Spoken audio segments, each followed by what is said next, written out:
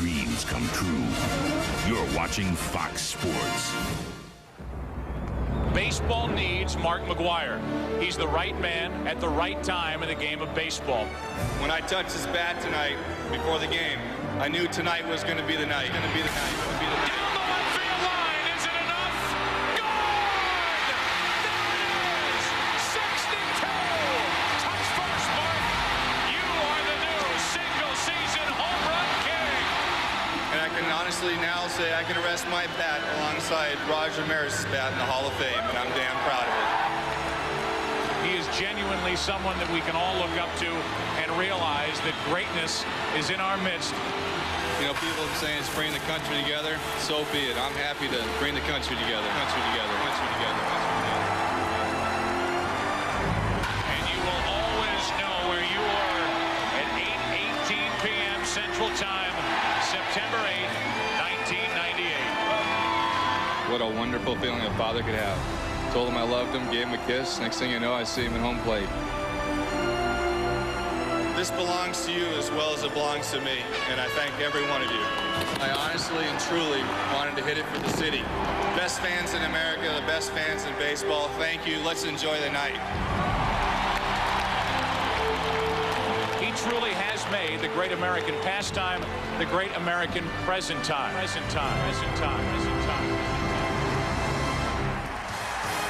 It's power against power in the Astrodome in Houston today when the newly crowned single-season home run champion Mark McGwire battles the big unit Randy Johnson, who's 7-1 with 4 straight shutouts at the Astrodome, where Houston has become the National League's best team. Also on Fox Saturday Baseball today, the battered Anaheim Angels battle the O's from Baltimore. Despite many injuries, the Angels are hanging tough in the AL West with a 2-game lead over Texas. Welcome to Fox Saturday Baseball's Game of the Week. Today, a dream matchup as mighty Mark McGwire looks to catch up with a Randy Johnson fastball and hit his 63rd home run. Hi again, everybody. Chip Carey, joined by my partner, Steve Psycho Lyons, and let's check back in St. Louis. Tuesday night, what a moment. Oh, unbelievable moment. I think everybody will remember where they were during that game. You know, sometimes when you get to do a job like this, you get to be a part of those special moments. I'll remember when he came out and talked about being in St. Louis, pointing at the uniform and then pointing to the crowd saying, I did it, I wanted to do it for you. You got to call it as a play-by-play guy. That must have been special. He did it. Yeah. That was the story, a great story in St. Louis. Well, Mark McGwire and Randy Johnson were teammates at USC back in 1983 and 84.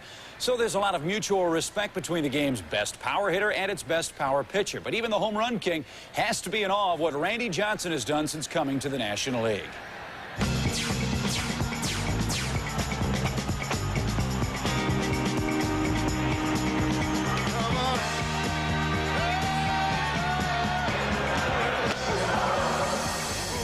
Randy Johnson's presence in Houston has single-handedly shifted the balance of power in the National League.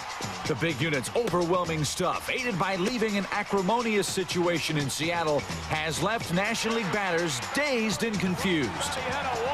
I'm a lot more happier and a lot more relaxed than what I'm doing right now. I'm really not doing anything out on the mound any different than I was doing in Seattle. I'm not throwing any harder. My location's not any better. Today, old college teammates Johnson and Mark McGwire will face off for the first time since a memorable confrontation last June. Oh, McGwire, what a shot! Mark McGwire has done it. He has teed off on Randy Johnson and destroyed the baseball. Last year when he hit the home run, he looked over in the dugout, tipped his hat to me. It's all respect. I mean, I don't fear anybody on the mound. I respect everything he does, but I don't fear him. He's got unbelievable stuff.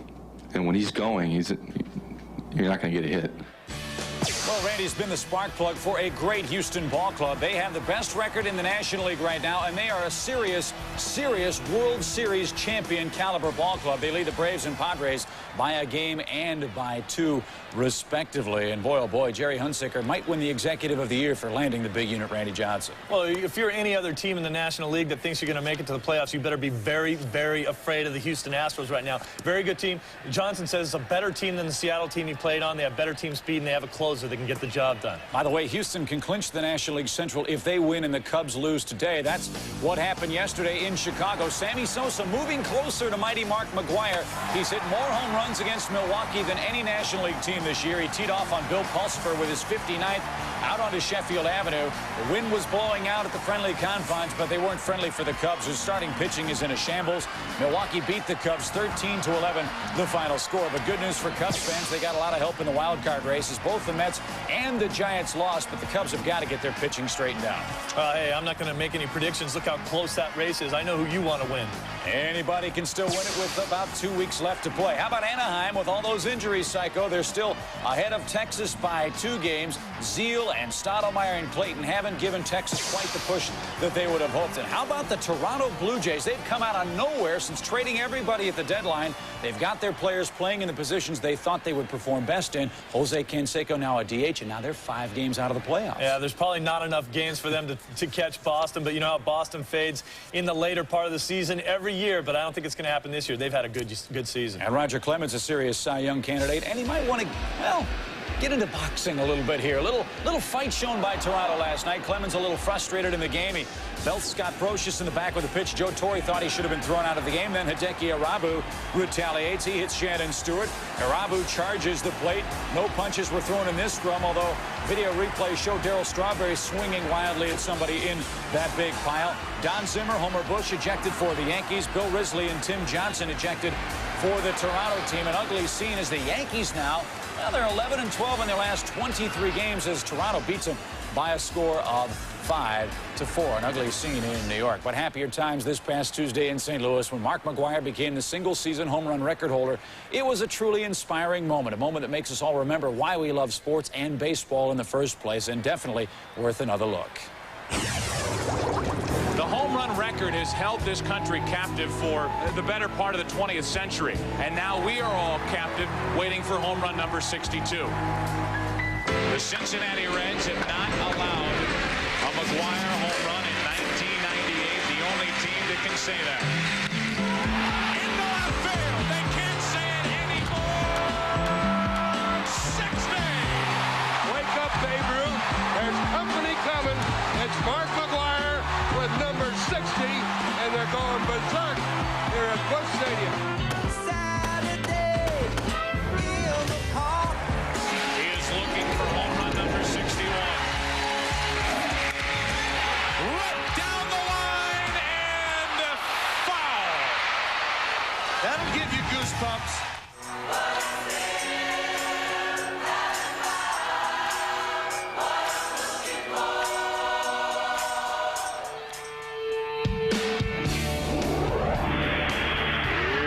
Comes to McGwire.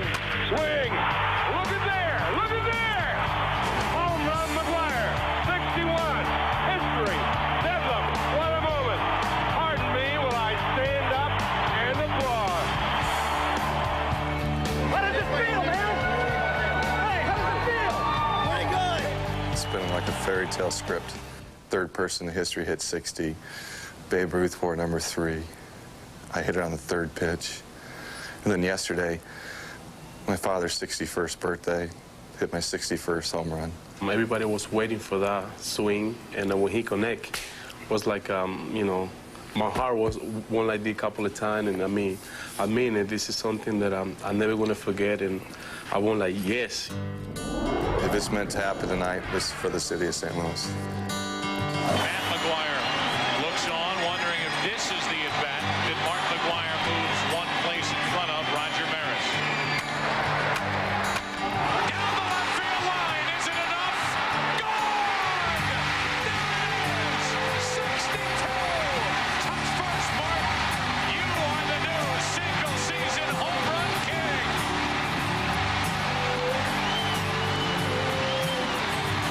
To all the Marises, when I touched this bat tonight before the game,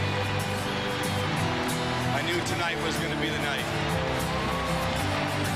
It's something unpredictable, but in the end is right. I hope you had the time of your life.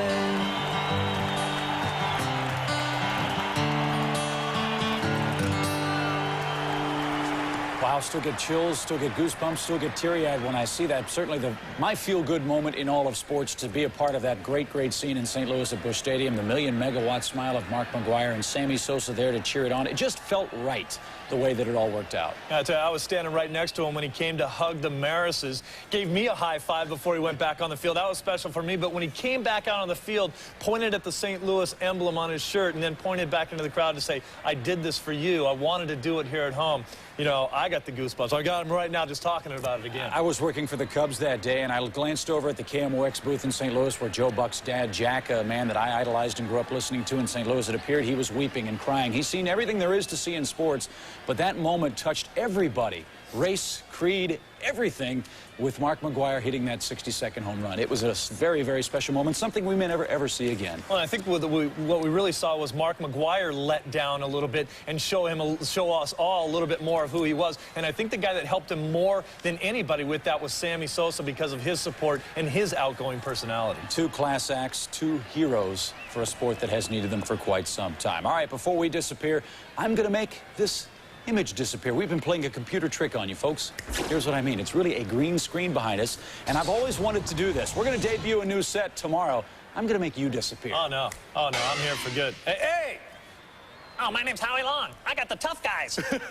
Well, Howie isn't here today, but he will be here tomorrow, as will a new set. We'll have a Houston Astros. And welcome to a jam-packed Astrodome in Houston, Texas. Joe Buck along with my partner, Tim McCarver. Now, Tim, they're packed in to watch McGwire against the big unit.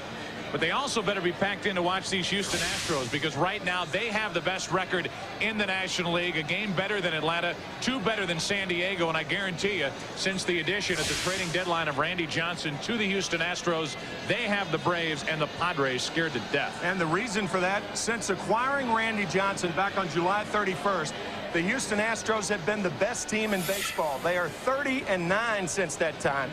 And look at Randy Johnson as Tropical Storm Francis roars outside. Randy Johnson, a hurricane of his own, has been roaring inside. No runs have been scored against Johnson. That could change today because of Mark McGwire. The last time these two faced one another, Mark McGwire at Seattle's Kingdome hit what was then his longest home run ever. A 538-foot shot that just kept carrying and carrying and carrying. That's what happened the last time these two guys met one another, and today they meet again on the Fox Saturday Baseball Game of the Week. The Astros and the Cardinals, the big unit against Big Mac. And we're glad you're with us this afternoon. The first pitch is coming up after this from your home for the 1998 World Series, your local Fox station.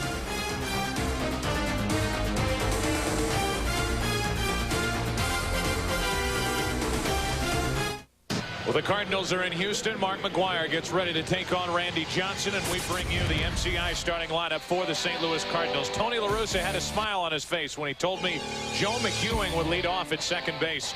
Fernando Tatis bats second and third with Mark McGwire hitting third at first base. Brian Jordan in center, Ron Gant in left, Eli Marrero catching, Luis Ordaz at short, Darren Oliver pitching and batting eighth, and Mark Little will get his first major league at bat against Randy Johnson.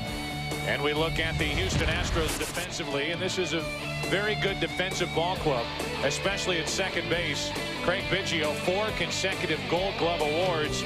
Brad Ausmus does the catching, and Randy Johnson, all 6'10", 230 of them, takes on the Cardinals. Rather than a scouting report, it's almost like seeing Halloween 1, Halloween 2, Halloween 3, and 4.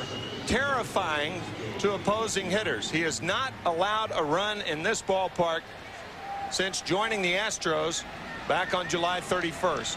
4-0 here at the Dome. Well, Joe McEwing is the first man to stand in and face him. He is 0 for 5 in the big leagues, and he takes a fastball up for ball 1. Look at the numbers with the Astros, 7-1 overall, and as Tim mentioned, undefeated here at the Astrodome, unscored upon with 4 consecutive complete games. 1 ball, 1 strike on McEwing. The Cardinals have 2 players in this game. The first a 9-hole hitter. Their first major league starts. McEwing was a little late and a little timid with that swing. Strike 2. Not only Joe McEwing, but Mark Little, who is starting in right field, and that's that timid late swing at the slider. Comes in from nowhere. Here's the 1-2. McEwing lines a base hit into left field. How about that? He will call home tonight. He'll write to friends, get on the internet, and say, guys, I got the big unit. I emailed the liner to left center. 95 mile an hour, and that killer slider, that was that 1-1 pitch, comes in from nowhere. And this is a very important point right here. His size and motion decreases what little reaction time you have. It seems like you talk to right-handed batters, forget talking to left-handed batters, there aren't that many guys that face him.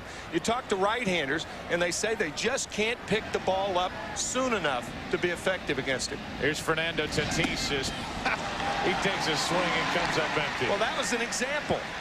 Fernando Tatis has never faced, well, I guess he faced him with the Texas Rangers, but that's that slider that bites inside and almost bit the back leg of Tatis. A late cut again. Strike 2. By the way, it's a good thing that McEwing's first major league hit stayed in the park. Nobody held it out for ransom or any trips to Cooperstown. Mark McGwire waits on deck. 1 on, nobody out, and quickly an 0-2 count on Fernando Tatis. A 284 hitter, and that's into the Cardinal dugout. Well, you will see everyone, as you watch McGwire on deck, you will see everyone the Cardinals obtained from the Texas Rangers in the Todd Stottlemyre, Royce Clayton to Texas trade deadline deal in the lineup today for the Cardinals. Tatis fights one off down the line and fair toward the corner. McEwing rounds second, heads for third. They bring him to the plate. Biggio's throw is too late. 1-0 St. Louis on an RBI double by Tatis. And that is the first run scored against Randy Johnson here in the Astrodome. The one thing a catcher never does, unless he's forced to with the throw, is you never leave home. Never. And that's what Brad Ausmus did then.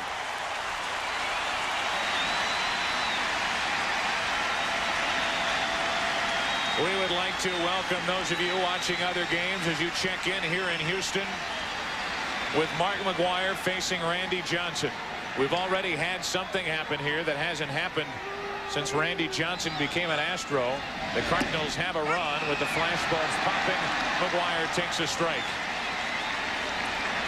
We've told our audience already that the last time these two faced one another in a game in Seattle, Mark McGwire hit a 538-foot home run.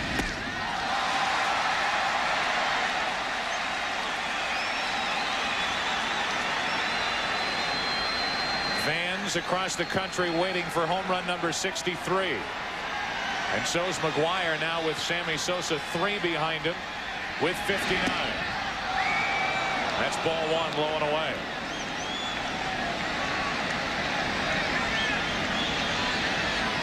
McGwire history on Tuesday night with home run number 62, and he has been at 62 since that night. A series in Cincinnati, and this is game 2 in Houston. Just off the inside corner, 2-2. All fastballs so far. Fastballs away, 3 of them. And then Randy just missing this pitch. Wire the arms up, but he called a ball. Here's the 2-2. 3-2 is Johnson, who is allowed a single, an RBI double. Now runs the count full after having McGwire set up at 0-2.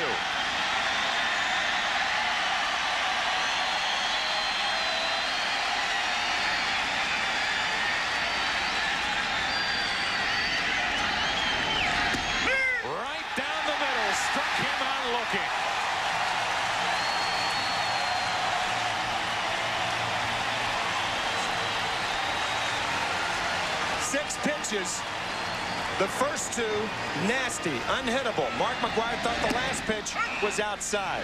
Those are the first 2 pitches. And he misses away with the fastball. Misses inside. He wanted that one. And then the breaking ball backs up. 3-2 pitch on the corner, says home plate umpire Jerry Lane. So McGwire with his head shaking all the way back to the dugout. You could see Dave Duncan say away. Mark McGwire thought it was away. But it was called strike 3, and now with a runner at second, Tatis, and one away. The batter is Jordan. The runner going, throw by Osmus. Too late. Might not have been late, but it looked like Tatis got his foot around the tag applied by Barrett. Brad Osmus did all that he could. A straight in slide, always the best way to go into any base. Forget the hook slide, straight in's your best way. Watch how the stiff leg brings him up. I thought he was out. I thought he tagged him before he got to the bag. Right there. You thought it was high, huh? I think he missed him. I think he got him on the knee when Tatis was popping up. Watch the glove hit the ground and then come up and hit Tatis. He misses him behind, and then he gets him on the knee. I thought he still got him on the shin. Runner at third, 1 out, a ball and 2 strikes on Jordan. Jordan is gone. So you might want to steal third to get to third with less than 2 out. But you've got a weapon in Randy Johnson that with a guy at third, less than 2 out, does what he does best, and he strikes out Jordan. Yeah, having a man on third with nobody or 1 out, not necessarily a sign you're going to score against Johnson, because he'd strike the side out. So Randy Johnson, with back-to-back strikeouts, now has 300 strikeouts for the second time in his career. Nasty pitch to Gant, strike 1.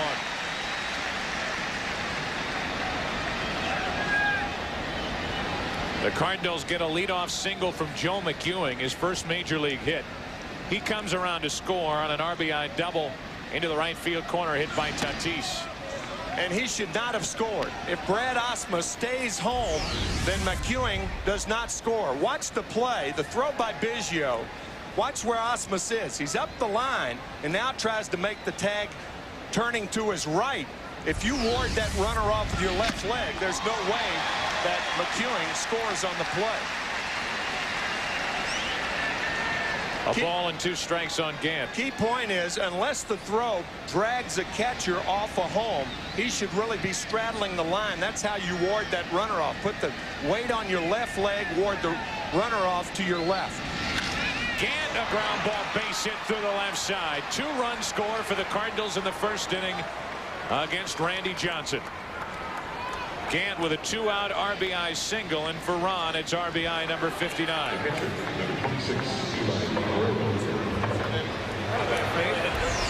Shocked Houston Astro crowd here. They have not seen this year. 3 hits in an inning and 2 runs off Randy Johnson as Gant comes through with his 59th RBI of the year. Now a check on Gant. Well, we've already seen Tim 1 stolen base against Randy Johnson. Tatis stole third. And now Johnson pays careful attention to Gant with that big body. Is he easy to run against if you can get on base? Marrero takes a ball inside. Well, he does not have a good move to first, and when he comes home, he has to unravel all 6 feet, not 10 inches.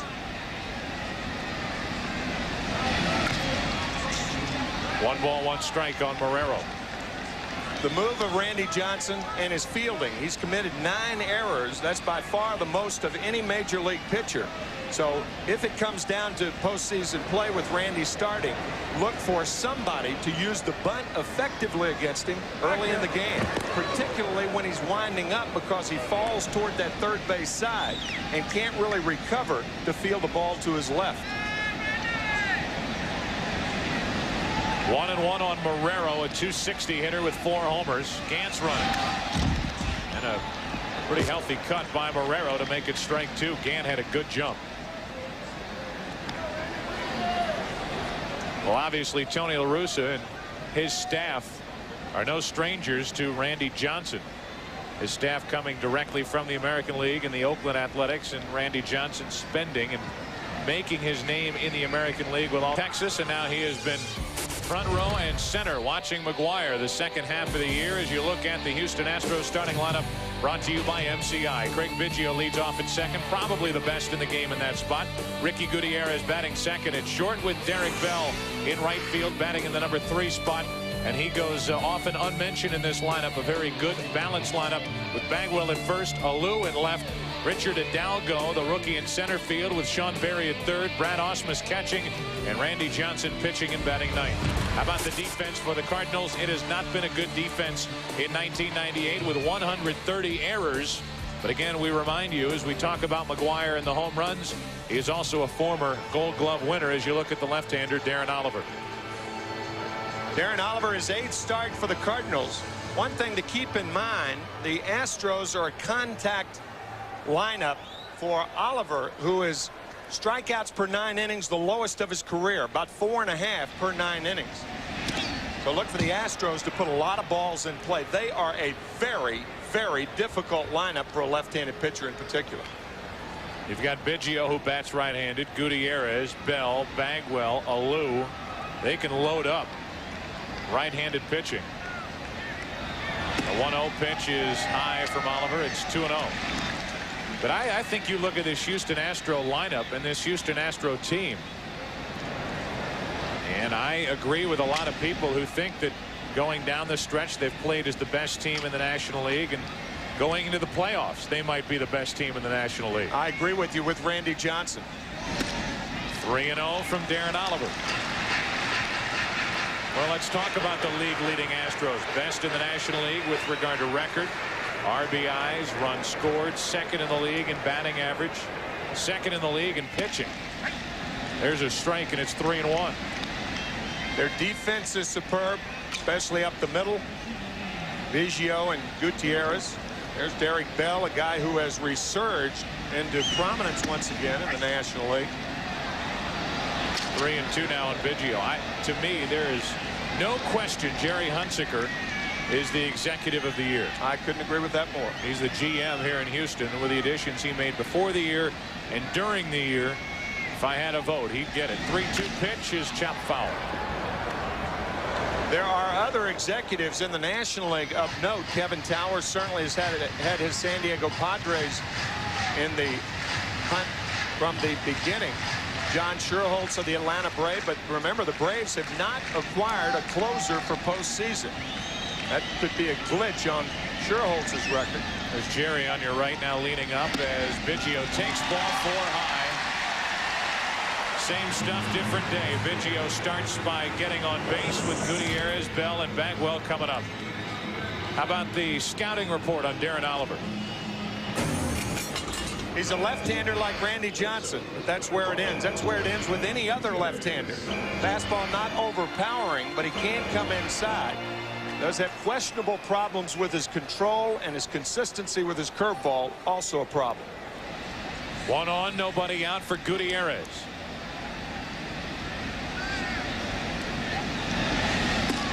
Gutierrez shows the bunt, but takes a strike. It's 0-1. Ricky Gutierrez, here's been another surprise as the Astros have gone through one shortstop after another. Gutierrez has solidified that position defensively for Houston this year, and he's done it in better form than I think anybody who watched him in any other year in his big league career could have hoped for.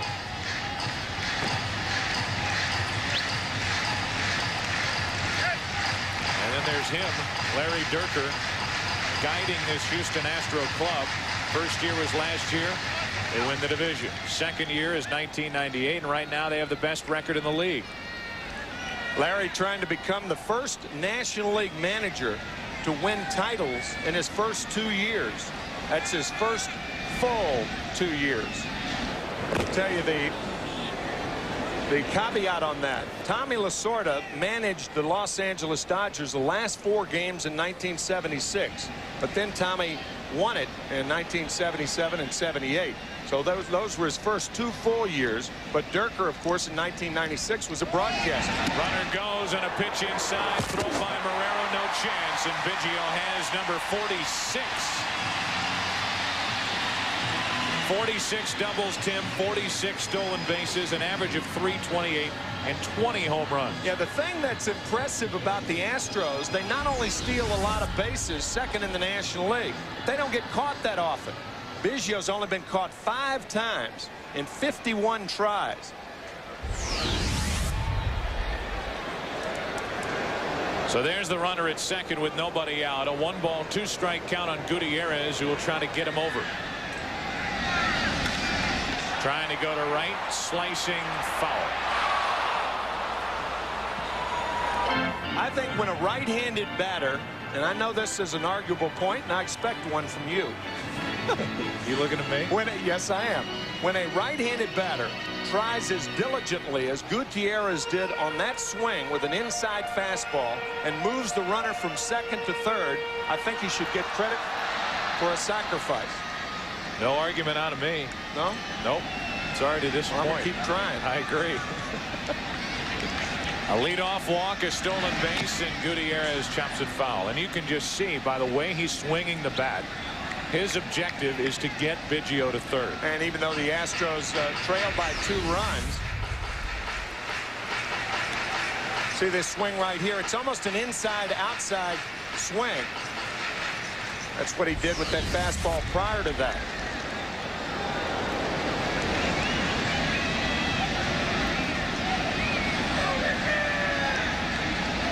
A ball and 2 strikes on Gutierrez. Runner at second with nobody out. Houston down by a couple. Congratulations, many more. Congratulations. You can pick up Craig Biggio saying on our second base mic, congratulations to Joe McEwing and many more on his first major league hit. Gutierrez strikes out on that low delivery from Oliver, and the key strikeout leaving Biggio at second, now 1 out. That disappearing slider gets a lot of right-handers on that check swing, and it got Gutierrez.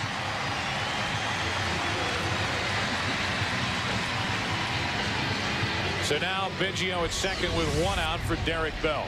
Biggio congratulating McEwing, the second baseman, and then McEwing came over and tried to pick him off. That's right.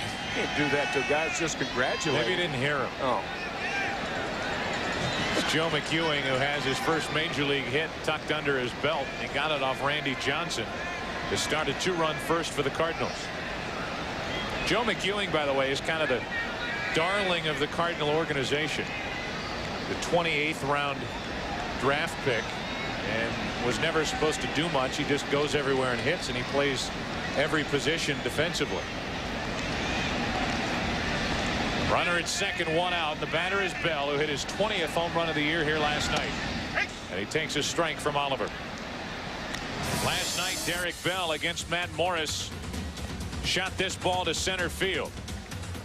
Just got out, and with that, it gave the Astros 4 players in their lineup with 20 or more home runs. And 4 players in their lineup with 100 or more runs scored.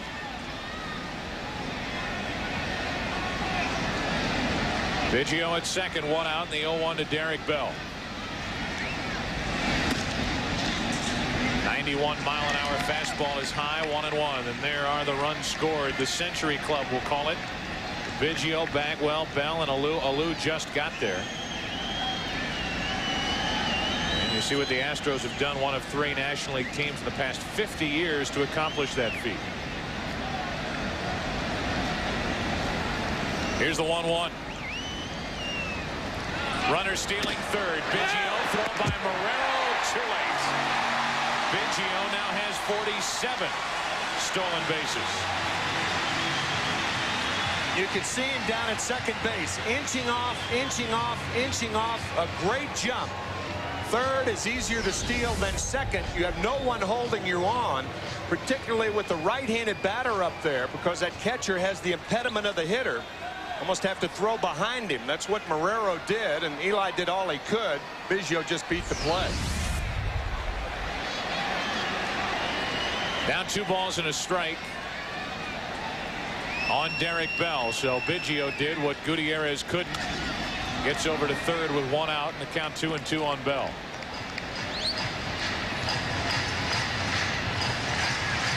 One part of a stolen base, or defending a stolen base, doesn't get talked about a lot, is the tag. And to me, that struck me as an awful slow tag by Tatis at third. You try to straddle the bag and make the tag as quickly as possible.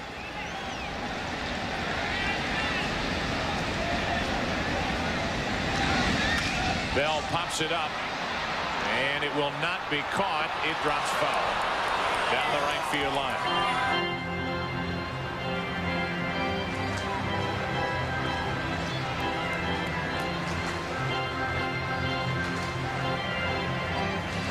Derek Bell, a player who has been in Toronto, he's been in San Diego, and he has anchored this Houston lineup. Everybody talks about Bagwell, but Bell is usually backed up Bagwell. This year they've flip-flopped it. Bagwell's cleaning up. Bell's sitting in the number 3 spot against left-handers, and Oliver on 1 and 2 brings it. 2 and 2 on Derek Bell. Biggio, Bell, and Bagwell, the killer bees. Now you really have to call this lineup the killer early part of the alphabet because of Lou's in there. There you go. And another killer bee is Barry, who's been red hot.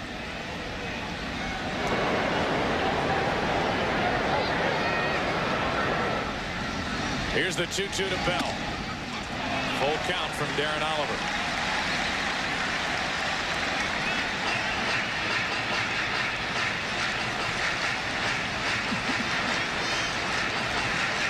Oliver, one of those pitchers that can say they threw well against the Chicago Cubs in those days when McGuire was inching closer to and then eventually overtaking Roger Maris. Bell pops it foul, backing out of play.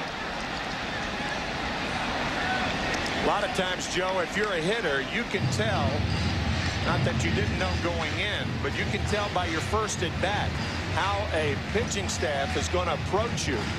And it's pretty clear that the Cardinals are trying to bust Derek Bell inside one after another. Biggio is at third with 1 out, and the 3-2 to Derek Bell.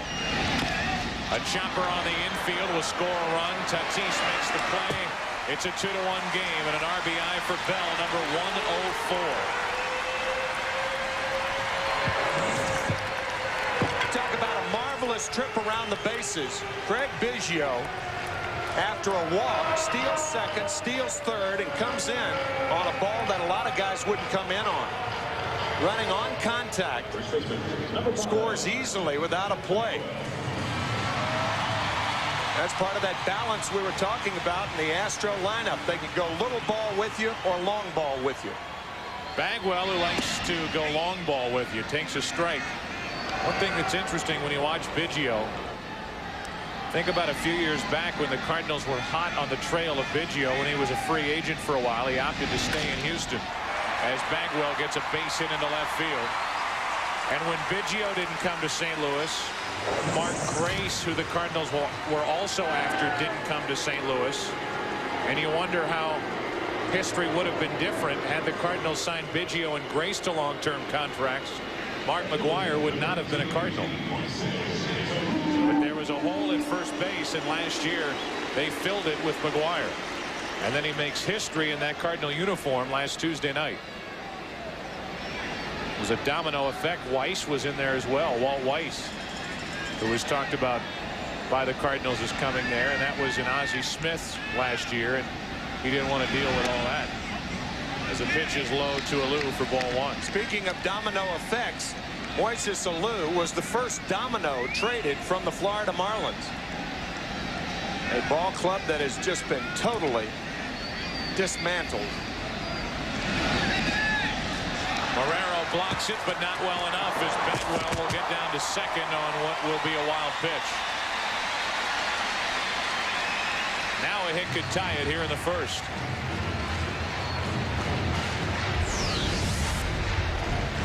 Good base running by Bagwell. This ball in the dirt, but there are an awful lot of players who would not try to take the extra base since the ball did not go that far away. But again, the Astros a very, very good base running ball club.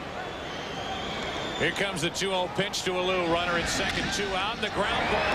Great play by Tatis, and the arm is not true enough to get the out, but Tatis saved a run with his range to his right. An infield hit for Alou, and the first inning continues. Moises Alou is so strong. Watch his play by Tatis. I think on natural grass he would have a better shot because you can stop, plant your foot, and throw. You can't do that on the rug. But Moises Alou, he has some of the funkiest swings on pitches inside. You can tie him up, but he is so strong he could fight that ball off in there, and that's what he did to that inside fastball from Oliver. Not a bad combination when you have a spark plug like Biggio An RBI machine in Bagwell, and then a clutch hitter like Alou. No question as to why these Astros have the best record in the National League now that they've added Randy Johnson. Well, here you go. I mean, you can take your pick. I think it's, well, to me, Sosa's the guy, and I know to you Sosa's the guy, but you could get a strong argument with any of the other MVP candidates in the National League. A lot of people say it's a laydown because Mark McGwire's accomplished what he has accomplished. Well, while it is a remarkable individual feat, I don't think he has been as valuable to the Cardinals as Alou has been to the Astros or as Sosa has been to the Chicago Cubs. Or for that matter, as much as Greg Vaughn has meant to the San Diego Padres. Here's the 1-1 to Hidalgo, a rookie. It's outside. 2-1, and this has been a long first inning for Darren Oliver now. I think you have to consider where the team is in the MVP I do too. voting. Unless it's overwhelming that a guy is clearly standing out. Here's the 2-1 to the shortstop Ordaz, and the flip for the force out to end the inning.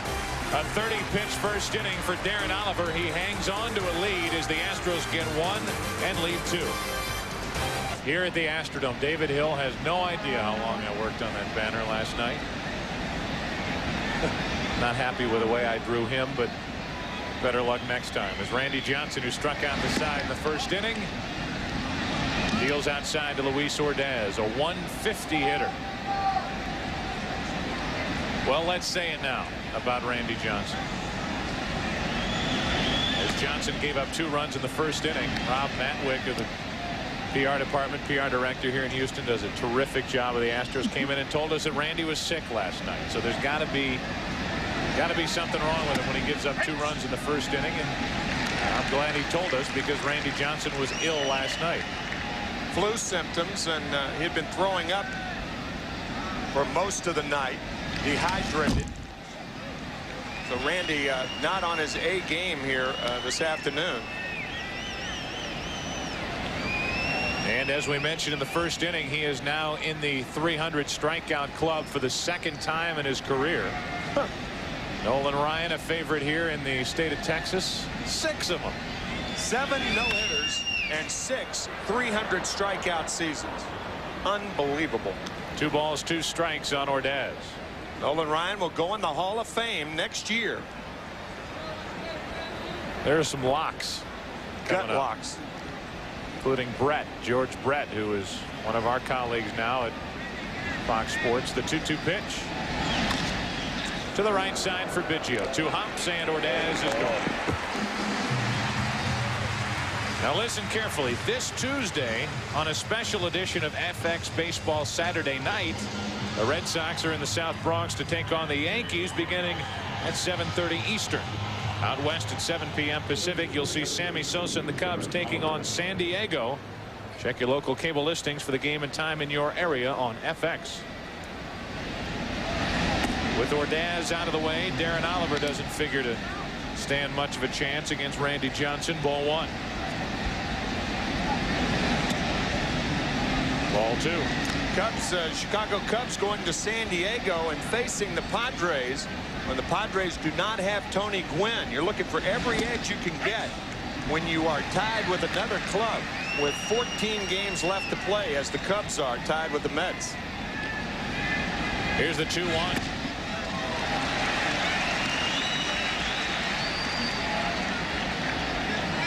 Two balls, 2 strikes. Nothing mysterious as to how Randy Johnson's coming after Darren Oliver. Here it is. Touch it if you can. The count stays 2-2. Oliver handles the bat rather well, actually. He throws left and he bats right, and he spoiled a pretty good pitch. That's a moral victory for Oliver. 2 of them.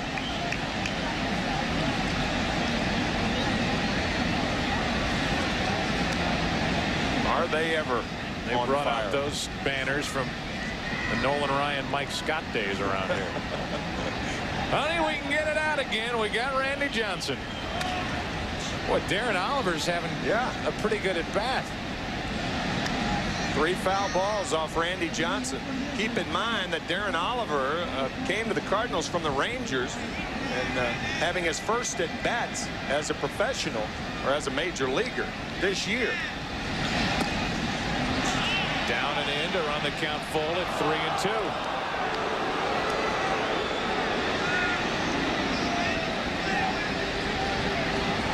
Oliver, 2 hits on the year. One of them came in interleague play while he was with Texas. He's only 1 out of 18 as a Cardinal. And this is about as good an at bat as you will see during the course of a game. Forget just by a pitcher. Prior to that, a slider that was down and in. And did Oliver go too far? Well, first base umpire said he didn't, but it looked like he did. What a great shot. Oliver, a base hit into left field. Darren Oliver, who has made 1 pinch hitting appearance for Tony La Russa since being picked up from Texas, probably figuring he'd never get a hit against Randy Johnson in his career because they were both in the AL. Here they are in the National League, and he gets a base hit to left. How many pitchers do hammer Randy Johnson? That ball, a tracer to left field.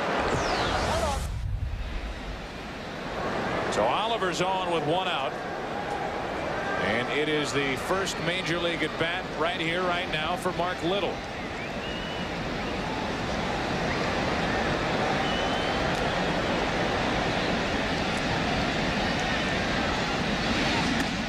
Mark Little was the player to be named later in the trade with the Texas Rangers at the trade deadline. And that trade is looking better and better for the Cardinals and worse for the Rangers as Todd Stottlemyre continues to struggle on the mound with Johnny Oates' team. Cardinals got Tatis, Darren Oliver, and Mark Little, and the player to be named later was no throw-in. He had pretty good AAA numbers.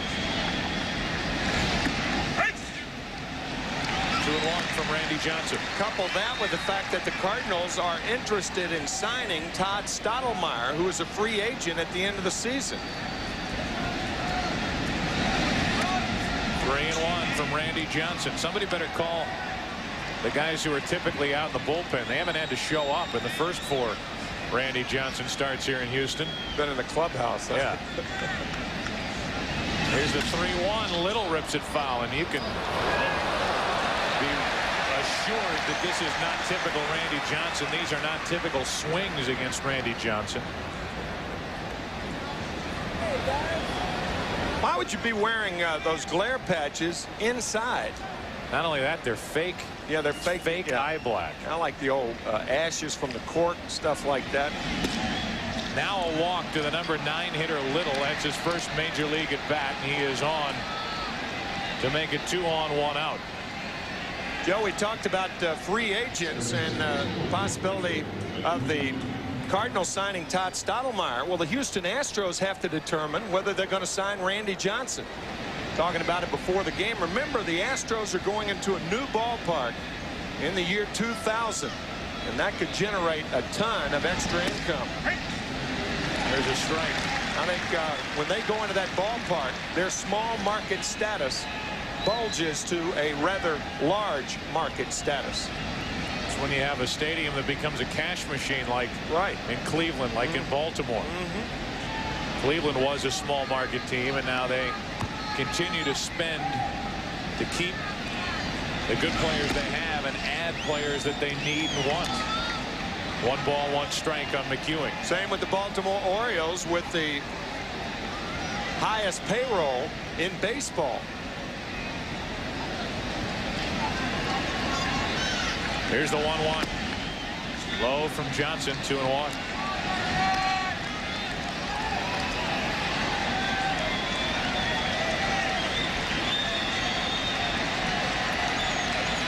Two balls and a strike on Joe McEwing. 2-on, 1 out. McEwing pops it up. Right side for Bagwell if it stays in play. It does. 2 out. This new stadium will open.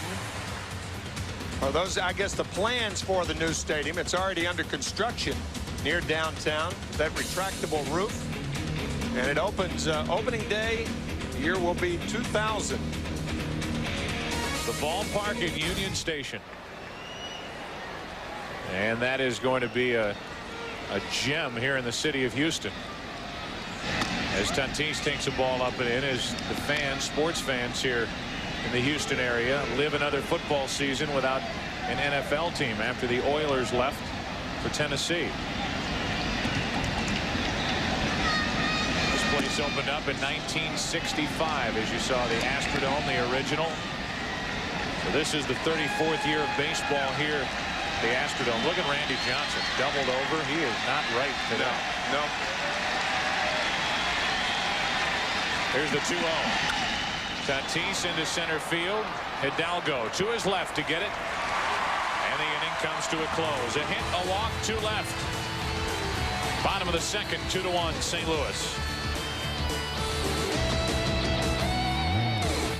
This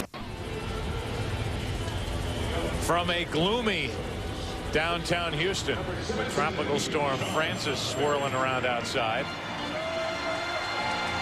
We welcome you inside where we move to the bottom of the second with the Cardinals out in front 2-1. Berry, Ausmus, and Johnson. Now I guess it's been downgraded to a tropical depression, right? I'll tell you, it was close to a hurricane here yesterday. I don't know what Ugly. they call it, but I've never seen anything like it. Winds of about 60 miles an hour. By the way, named Francis, F-R-A-N-C-E-S, the feminine gender. Now, why do they come up with genders for hurricanes? Why not all of them are men or all of them are women? It's confusing. Here's a fly ball into right off the bat of Berry and into the glove of Little. My middle name is Francis. I want you to know. I didn't know that. With an I-S, though. Yes. Right. You know, some of the names for hurricanes and tropical depressions, tropical storms are the warmest names imaginable. You know, no hurricane named Igor, for instance. I mean, these things wreak violence and damage and billions of dollars worth of problems. You have Hugo, Andrew, these nice names. I don't understand that. It should be revised.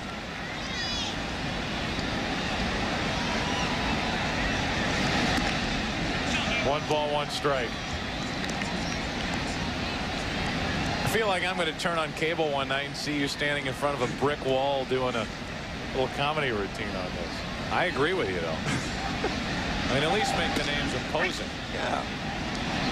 There's a strike, 1 and 2 on Ausmus. Vlad, the Hurricane. That's right. Yeah.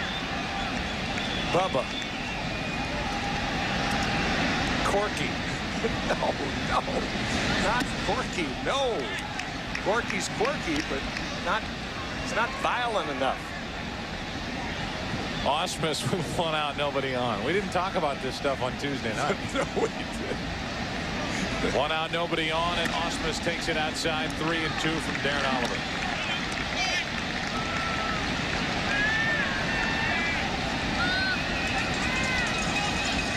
There's Randy Johnson. He is next after the strikeout of Ausmus. It hit the inside corner, and for Oliver, strikeout number 2. That'll bring in Randy Johnson. And that'll give us a chance to promote what comes up on Sunday.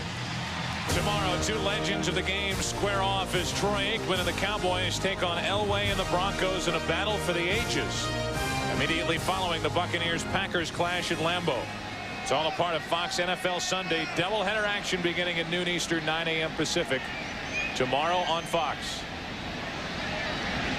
Randy Johnson has 2 hits. Pretty good swing there as he fouled it straight back, and he'd like to return the favor as Oliver got a base hit in the top of this second against Randy.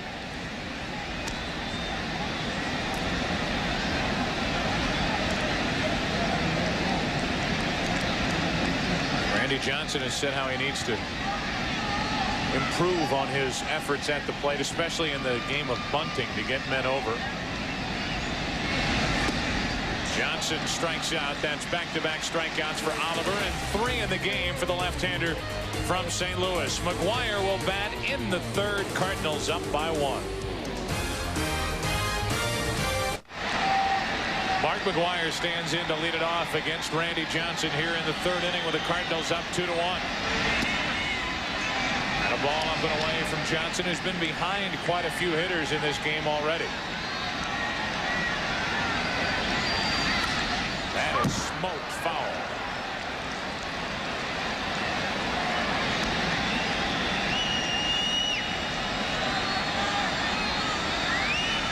We would like to welcome those of you watching Anaheim and Baltimore. This is the second at bat of the afternoon for McGuire against Randy Johnson. Just inside to make it 2-1. McGuire struck out looking his first time up and still has 62 home runs. 2-2. The fastballs that Randy Johnson has thrown Mark McGuire on the outside part of the plate have been unhittable so far today. Now the 2-2 is just low, 3-2.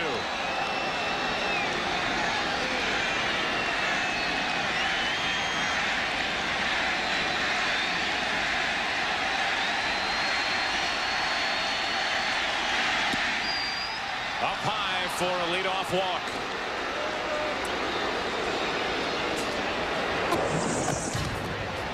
Second walk handed out by Randy Johnson here this afternoon, and it comes to McGuire leading off here in the third.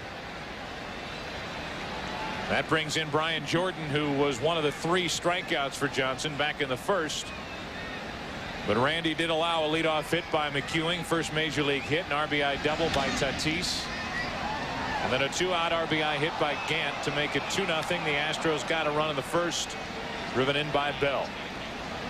Look at already 62 pitches thrown by Randy Johnson.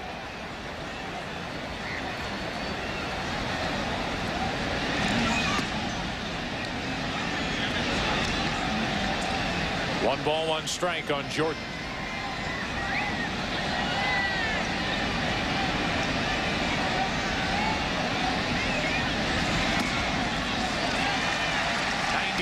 Miles per hour from Johnson to make it 1-2. These two guys, Randy Johnson and Mark McGuire, could have been on the same pitching rotation for USC. 2-2 on Jordan. The two were teammates at USC. McGuire started as a pitcher. I seem to remember another story about a guy who started as a pitcher and became a pretty good home run hitter. Number 6 for the Cardinals. How about number 3 for the Yankees? A fly ball into left center caught by Hidalgo. Back to first is McGuire, and here are Randy Johnson's thoughts of being Mark McGuire's collegiate teammate at USC. It's a privilege to have played with him and say that he was my teammate and or I was his teammate, and it's a great accomplishment for someone to break Roger Maris's record, and it just puts everything in perspective of what these ball players were doing back then.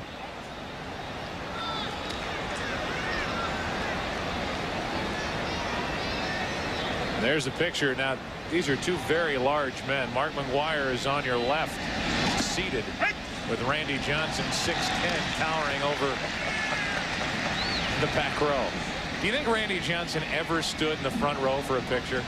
No, not even kneeling down.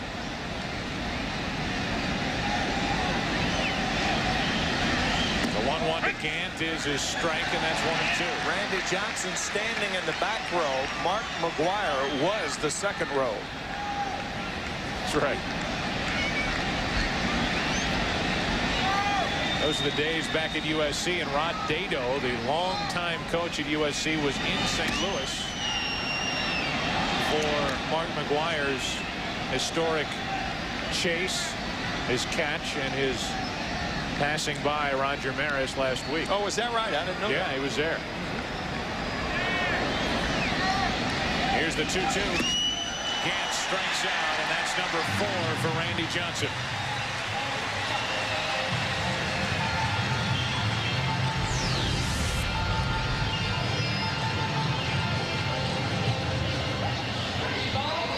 Texas Heat.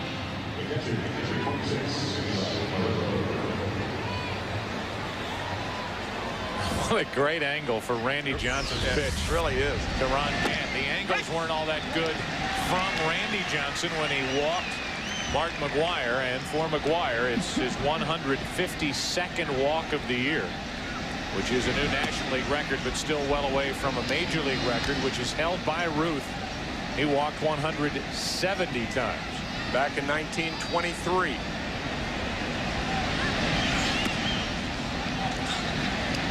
Two balls and a strike on Eli Marrero.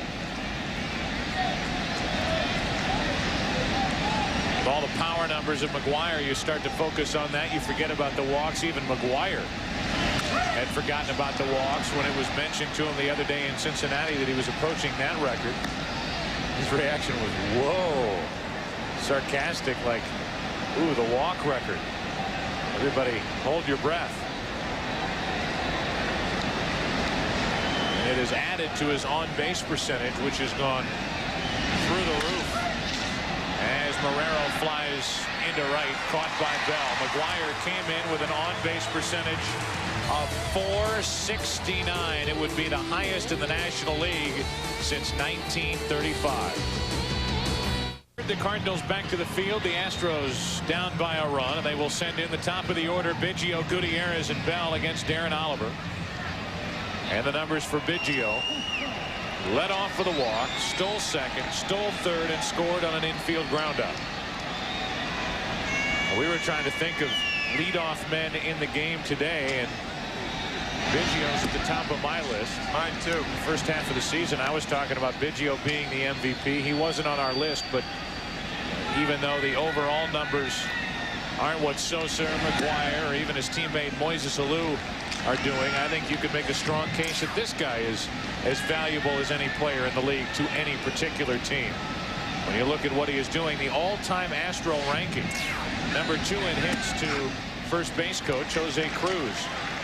And he's trying to become the first Astro ever to have 200 hits in a single season. Think about being 6th in the National League in RBIs as a leadoff batter. Staggering, really. The 3-0 is inside. Another walk to Biggio. Talk about a guy who never gives away an at-bat. That's Craig Biggio. So the leadoff man is on for Houston. Second walk handed out by Oliver.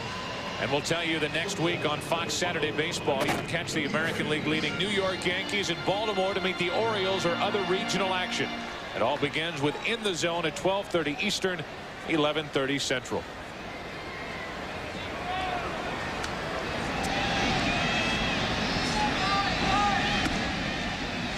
And now another misses from Darren Oliver, and the first 5 have missed here in the third. Ricky Gutierrez hitting .276. We touched on the job that Larry Dierker has done since moving from the broadcast booth down into the dugout. I'm sure most know or remember that Larry Dierker was as successful a pitcher in his time as really anybody. And you look at his numbers on this Astros career list. He put together a tremendous career here in Houston, then went to St. Louis, and his career was cut short by injury.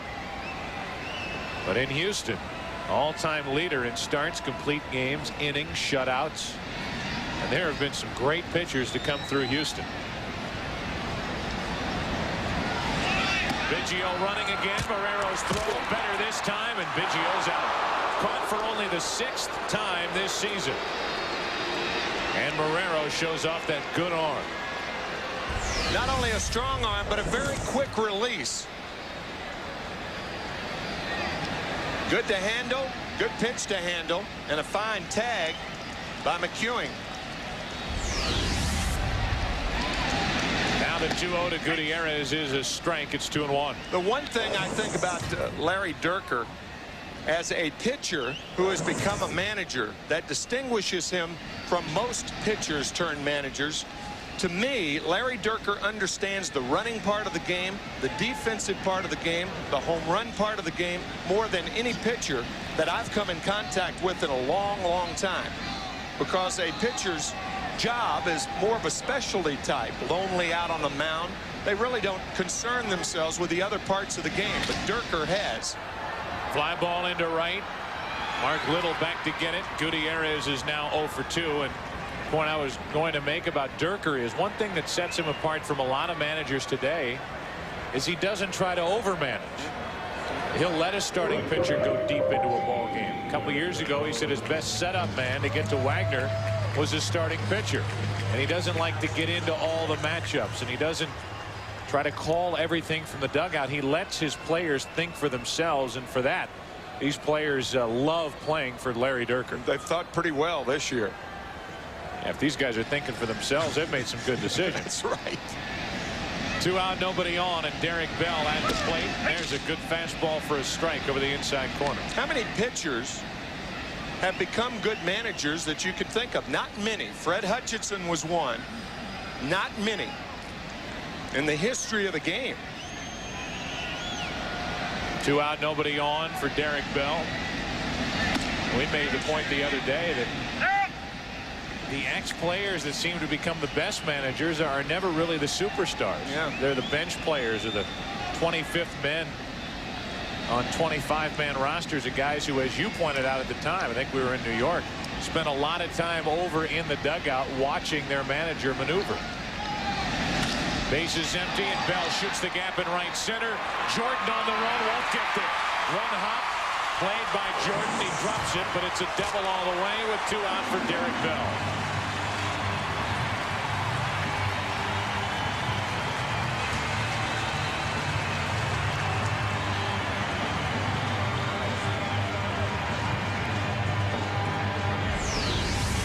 Double number 39 on a fastball. Oliver tries to get inside. You can see Marrero sitting inside. That ball stays out over the plate.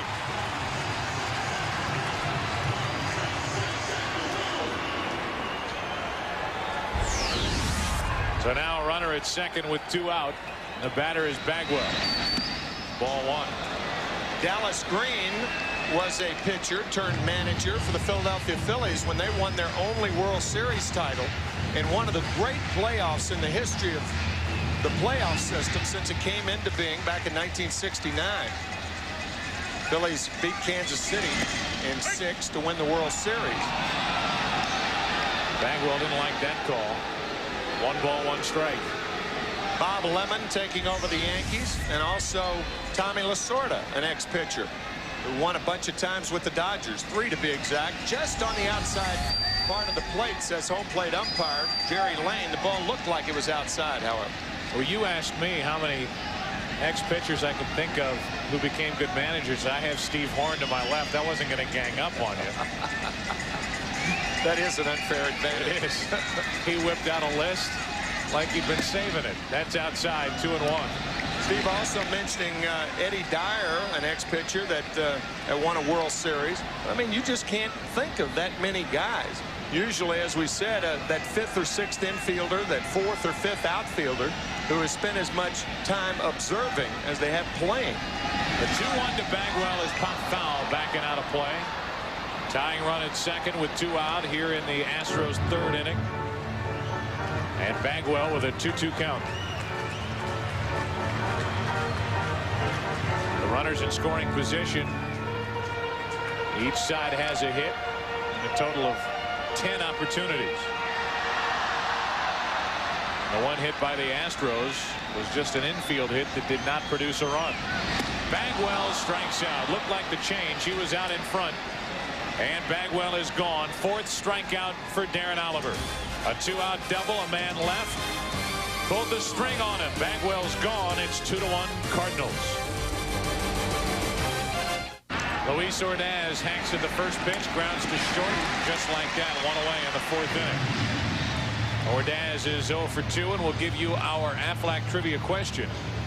Can you name the only 2 Astros pitchers that have had 300 strikeouts in a season? And this list, which I guess in some way could include Randy Johnson, who's now over 300, but this is Houston Astro pitchers who have been with Houston all year, having 300 or more strikeouts. And folks, we gave you half of it on one of our graphics earlier, and it was Nolan Ryan, which is kind of a no-brainer. Here's a chop on the left side, and Berry makes the play. Oliver, who has a hit, grounds out, 2 away.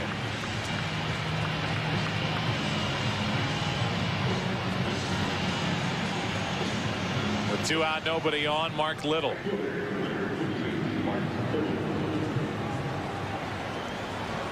First plate appearance in the big leagues for Little was a walk.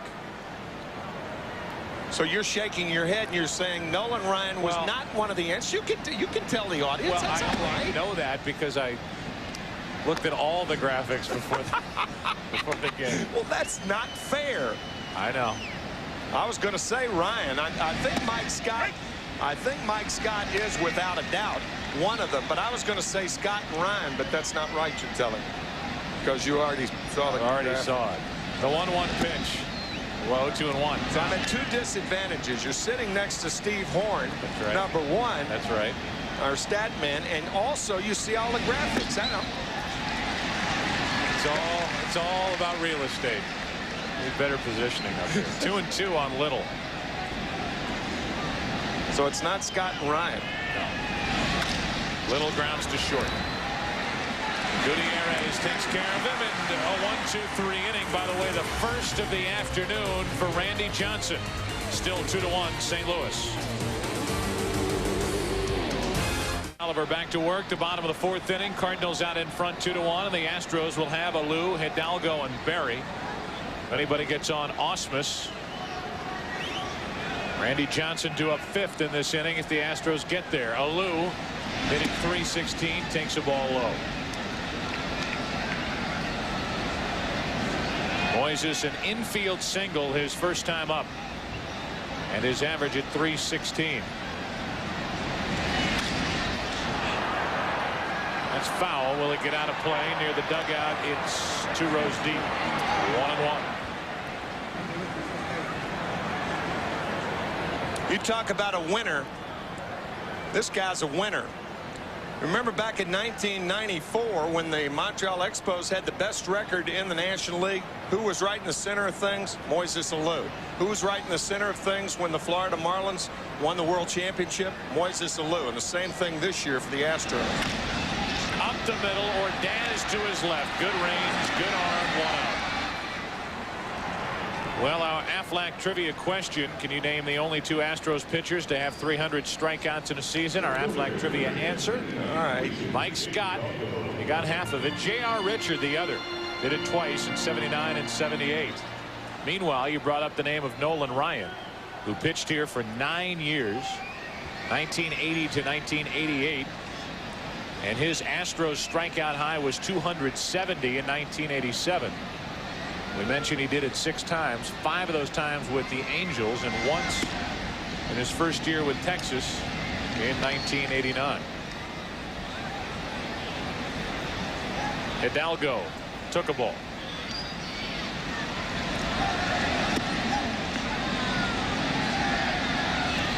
Nolan Ryan from the Lone Star State. He may not be the lone star in this state, but he's the biggest one.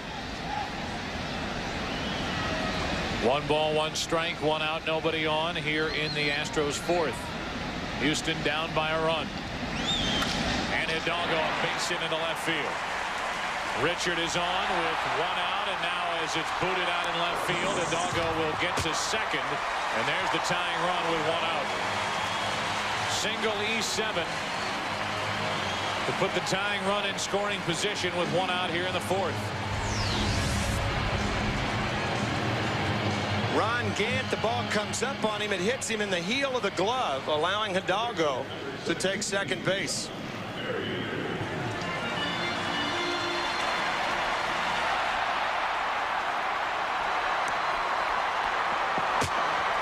Two guys hustling all the way. Not only Hidalgo, but Jordan, who was over there to help back up. And now with a runner at second, 1 out. A hit by Berry could tie this game. Sean is 0 for 1.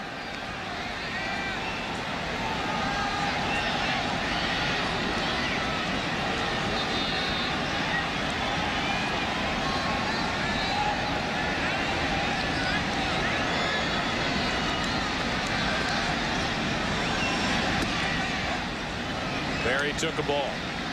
Sean lined out to right. Pretty good running catch by Mark Little, his first time up.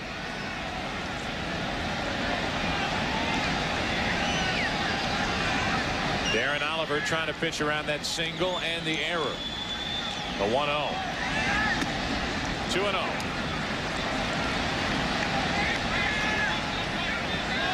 Sean Berry has added his name to the list of Astro players who have been hot. They have that top record in the second half of the season, and right now the top overall record in the National League, and Berry is chipping in. Shattered bat, the pop up to McGuire, 2 out. Right now for a Coors Light game break. Back to Chip Carey in the Fox Television Center. Big broken bat in Houston. The big hurt breaks some hearts in Cleveland. Frank Thomas has had, for him, a most disappointing year. He's hitting just .262 on the year. He just cracked his 27th homer, drove in his 97th, and the White Sox and Indians are now tied 3-3 at Jacobs Field in Cleveland. Joe and Tim, back to you in Houston. Okay, Chip. Well, Berry, who hit over 500 in the month of August, shatters his bat and pops up, and now it's up to the number 8 hitter Ausmus with Randy Johnson on deck. Runner at second, tying run, 2 out, and a ground ball to third. Tatis takes his time, inning over. Sean Berry had his chance. He's been red hot, looking for RBI number 51. Instead, his next time he'll need a new bat. Still 2-1 St. Louis.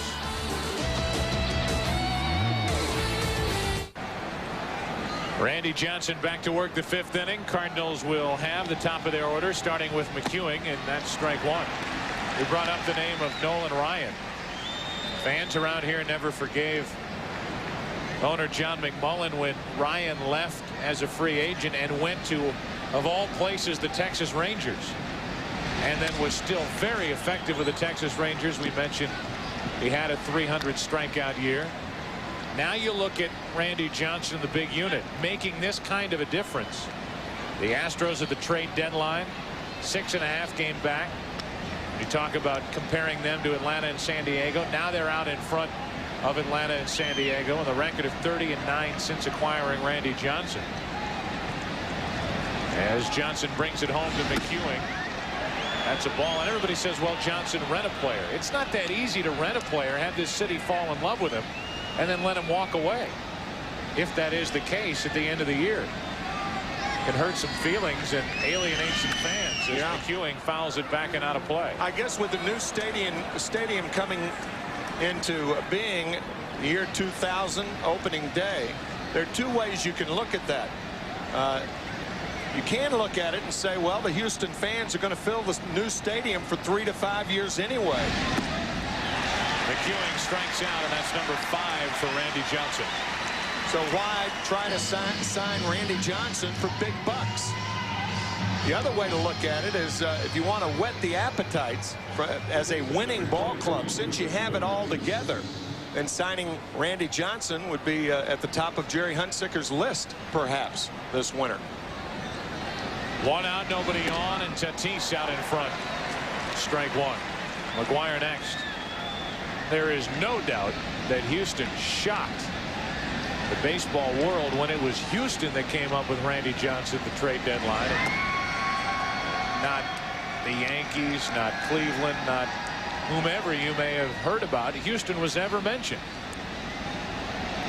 What a coup for the Astros. Here's the 2-2, or I should say 1-1 pitch as Tatis fouls it away for strike 2.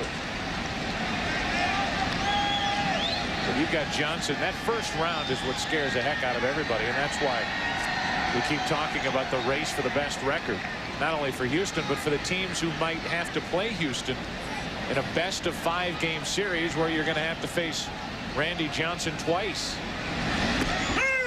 Over the outside corner, and Tatis is strikeout victim number 6. And with 2 out, nobody on, it brings in McGuire.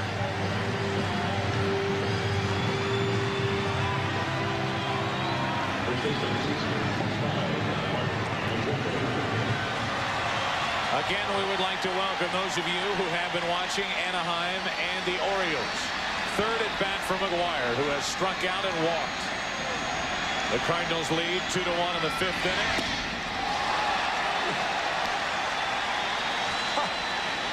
Strike 1. This is the hardest fastball that he's thrown all afternoon. Here's another 0-2. I'd shake my head too, Mark.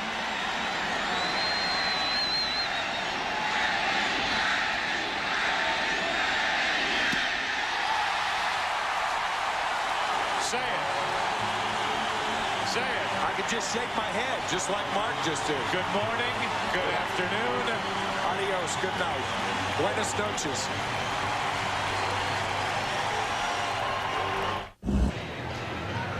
A lot of times we will go through sequence pitches. Well, this time we're going to show you one because that one was the same as the other two. Watch McGwire.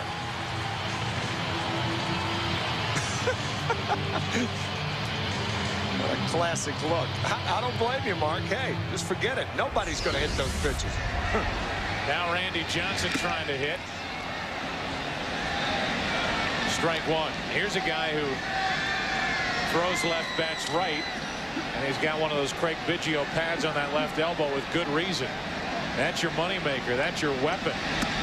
Your business partner. And he leads with it when he hits because he hits right-handed. 1 ball, 1 strike. Randy struck out his first time. McGwire saying lay off. Now McGuire's going to give him the bat back. He just kissed it. Oh, boy.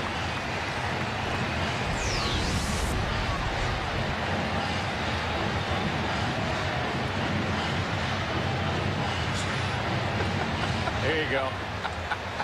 Watch the reaction. Hopefully we'll give it to you as Johnson stays alive. That play, by the way, 3 unassisted.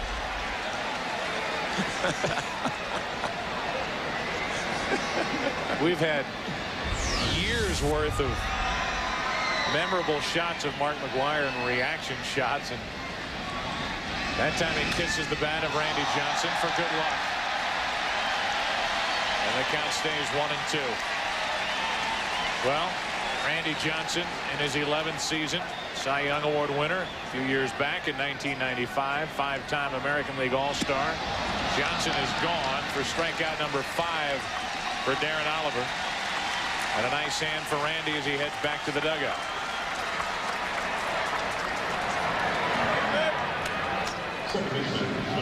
One away, and the batter will be Biggio, who's had 2 plate appearances and drawn 2 walks.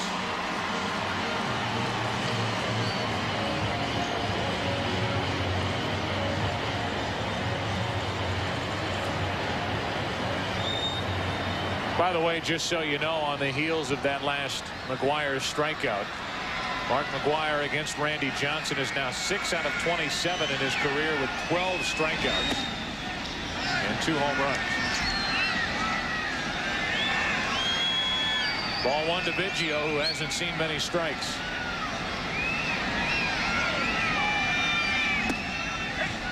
One and one.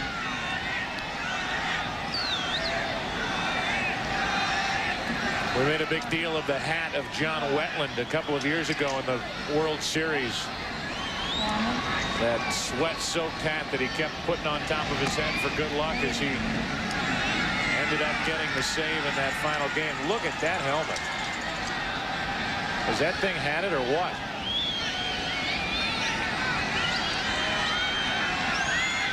That comes from the pine tar on the gloves, and when the hitters touch their caps, obviously they get the pine tar, and that's almost like a measure of honor. There's the pine tar right there. Got the 2 pine tar rags, rosin, and the weights right there, the little donuts.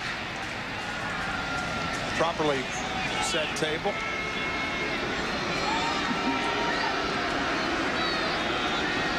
That is an ugly looking hat, though. You're right. He's had that helmet for a couple of years. Forever. Ever since the Astros changed. And by the way, thank goodness they changed.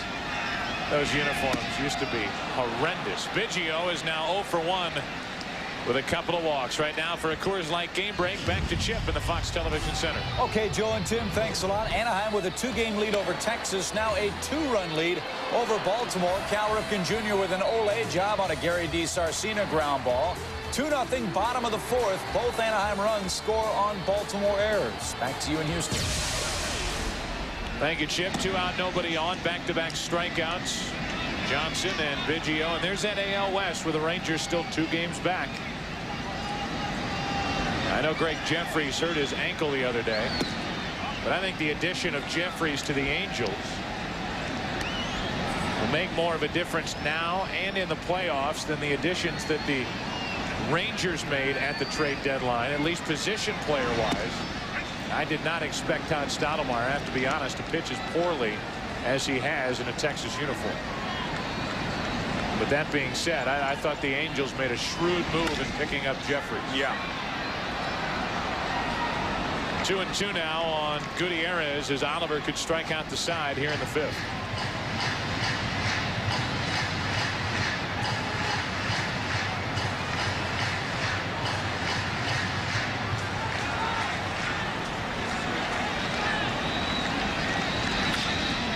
Gutierrez stays alive.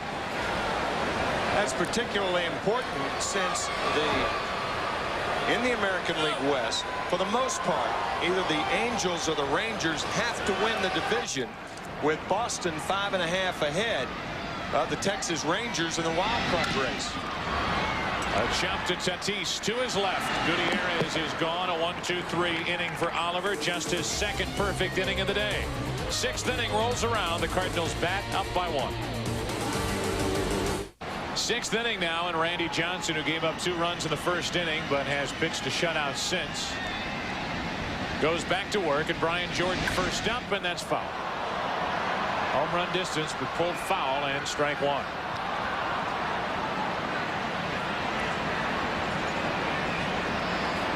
Brian Jordan is a .310 hitter, and it seems more and more that he will test the free agent market at the end of the year. Cardinals made some early overtures, some incentive-laden contracts that Brian Jordan did not want to sign based on performance and being healthy. Brian Jordan has had a disc problem in his back and a wrist problem, but this year has been it's been his best in the major leagues. 2-2 on Randy Johnson's 100th pitch of the afternoon.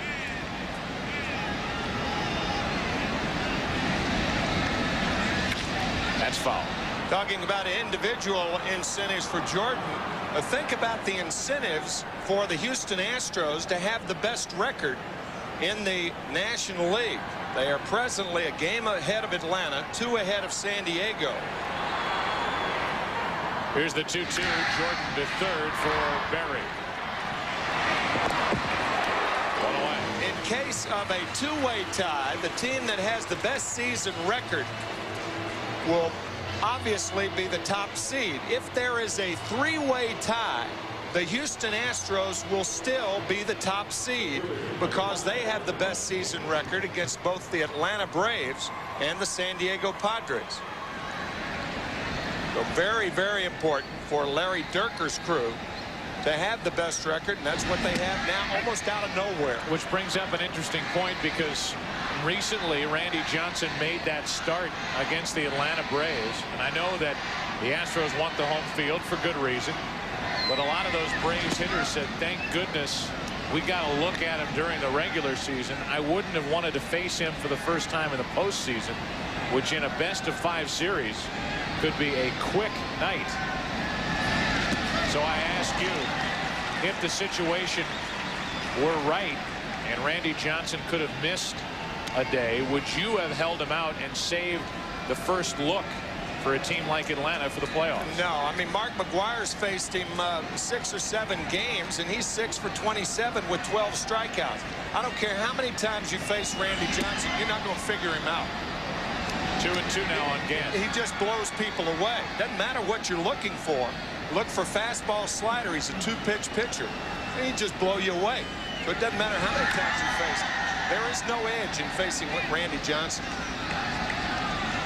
But I think with his success here in the Astrodome, it becomes particularly important now for the Astros to have the best record, or at least to have a 2-way tie with either Atlanta or San Diego, because Johnson not only will be starting games 1 and 5 if it goes that far, but both of those games will be here at the Dome.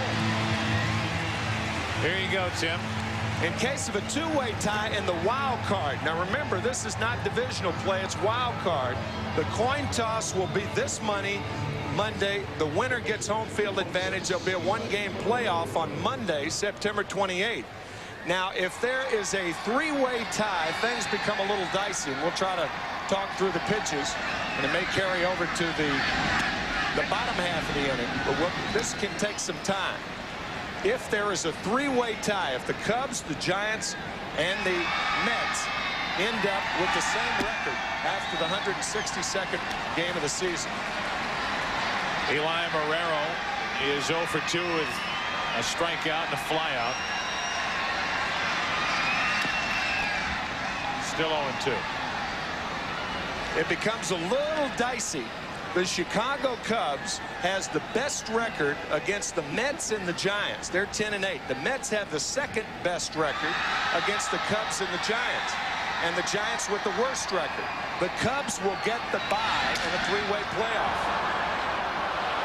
That's foul, and that is dangerous with that bat. Headed into the seats, and thankfully everybody's all right.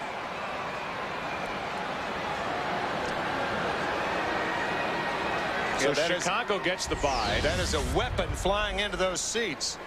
So Chicago gets the bye, but the Mets, because they had the superior record over the Giants and the Cubs, will have the home field advantage. The difference is the Mets and the Giants will have to win 2 games in a row, while the Cubs will only have to win 1 game, but it will be at either Shea Stadium or Candlestick Park.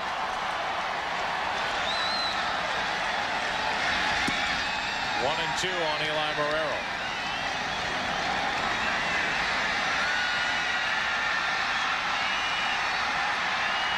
Two out, nobody on. Randy Johnson has now retired 12 in a row. Bottom of the 6th inning. Bell, Bagwell, Alou coming up. Astros down by 1. The man of the hour, Mark McGwire, who is 0 for 1 tonight, his second at bat here in the 4th. Down the left field line. Is it enough? Gone! There it is! 62! You are the new single-season home run king. You will always know where you were at 8:18 p.m. Central Time, September 8th, 1998. Well, Darren Oliver has stepped up his performance to try to match Randy Johnson. He struck out 6. As Tim mentioned earlier, he came in with only 17 strikeouts overall since being a Cardinal, averaging less than 5 per game. So it's been a breakout day for that for Darren Oliver, and he's maintained a 1-run lead since the 1st inning. Hits are even at 4 apiece, and Bell, Bagwell, and Alou will bat for Houston in the 6th.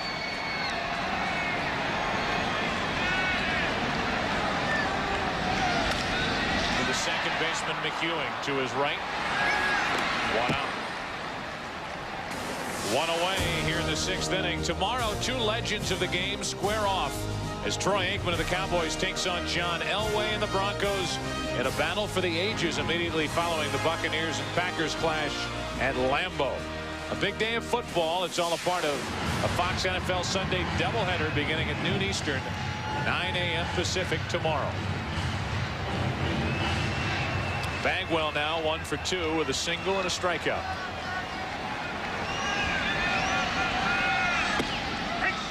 I would like to ask my football privy partner if you were surprised that Elway came back. No. No? Why? I'm not surprised that Elway came back, and I'm not convinced. I don't buy all this stuff that Jordan's not coming back either. I just think it's for Elway. I think they have to give it one more ride. And here's a guy who got there time after time, couldn't win it, finally gets there, finally wins it as Bagwell hits a 2-hopper to Ordell. Is 2 out. They beat the Packers, a heavily favored team, and I just think he's still got his same cast of characters around him for the most part. I just think the time is right for a run at back-to-back titles, and I think Elway wants it. I don't know that much about it. I'm a football fan, but not a football broadcaster. But it would seem to me that Elway would have more of an incentive to come back if he lost to the Super Bowl again last year than if he won it. Does that make any sense? Yeah, it does. But it didn't surprise me that he was coming back after after finally getting there and winning it. And one could only imagine what that felt like for a guy who finally achieved what it was that he had sought for so long. And Pat Bowlen, the owner of the Broncos, at the celebration on the field, held up the Vince Lombardi trophy and said, "This one's for John Elway." And I think they're just too good in an AFC that's not all that great. They've got a chance to get there. A 1-2-3 inning for Oliver into the 7th. We'll be back after a word from your local station. Into the 7th, Randy Johnson has retired 12 straight. Luis Ordaz leads off and takes a strike. Ordaz, Oliver, and Mark Little. The bottom 3 for the Cardinals in their order. St. Louis out in front 2-1. 1 ball, 1 strike on Ordaz, who has 2 groundouts.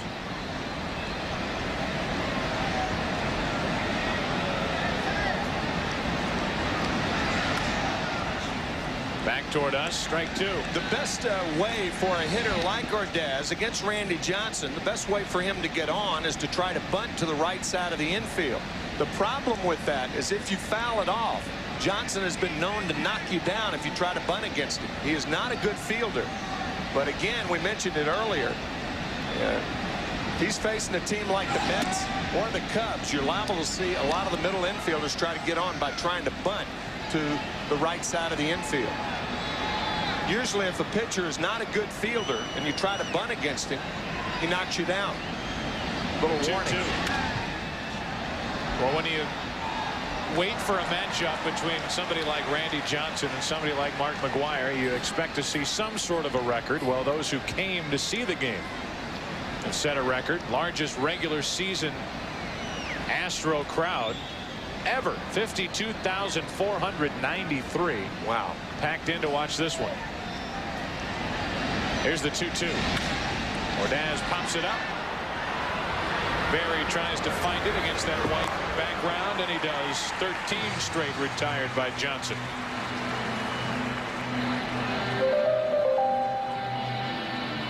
They actually tried to grow grass here in the Astrodome back in 1965, its first year, but because the light couldn't come through, they had to replace it with artificial surface. And this artificial surface, the first ballpark in sports that was donned with the rug. Hence Astro turf. Right. Kind of a misnomer, isn't it? Turf? Yeah. It is. But it works for me. The 2-0 to Oliver. It's developed by Monsanto in St. Louis.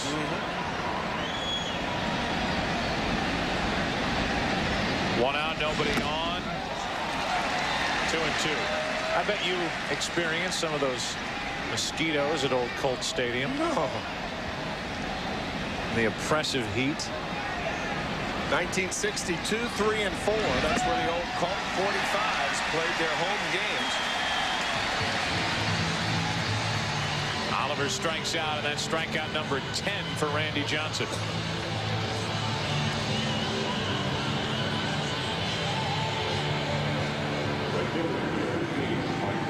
Two out, nobody on, and here's Mark Little.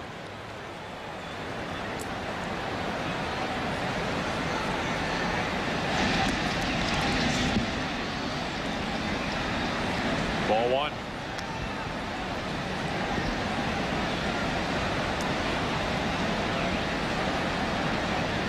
Randy Johnson allowed back-to-back hits in the first inning. A leadoff hit by McEwing, his first major league hit, and then an RBI double down the right field line. The opposite way off the bat of Tatis. And then later a 2-out RBI hit by Gant. 2-1 on Mark Little.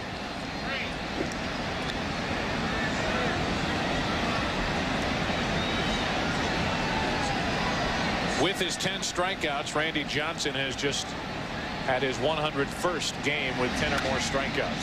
Strike 2 on Little, and Mark is set up to be victim number 11. When Randy Johnson wants to throw a strike, and obviously that's every pitch for the most part, but sometimes when he's a little out of sync, he will get on top of the pitch and throw a fastball almost like he's throwing darts. He did that on that 1-0 pitch to Mark Little. That's as close to a changeup as Johnson features. Here's the 3-2. Little went. So instead of a 2-out walk, it's strikeout number 11. And that is 15 straight retired by the big unit. Time to stretch. 2-1 St. Louis. Here is our game summary brought to you by Toyota. Fernando Tatis, the first RBI, an RBI double in the first. Ron Gann, a 2-out RBI single. Derek Bell with the RBI groundout. Randy Johnson has 11 strikeouts in 7 innings, and Mark McGwire is 0 for 2. And you see his career against Randy Johnson, 2 home runs, one of them a mammoth shot. Hidalgo into dead center. Jordan back on the run, can't get there. Up against the wall, and it's a leadoff double for Richard Hidalgo.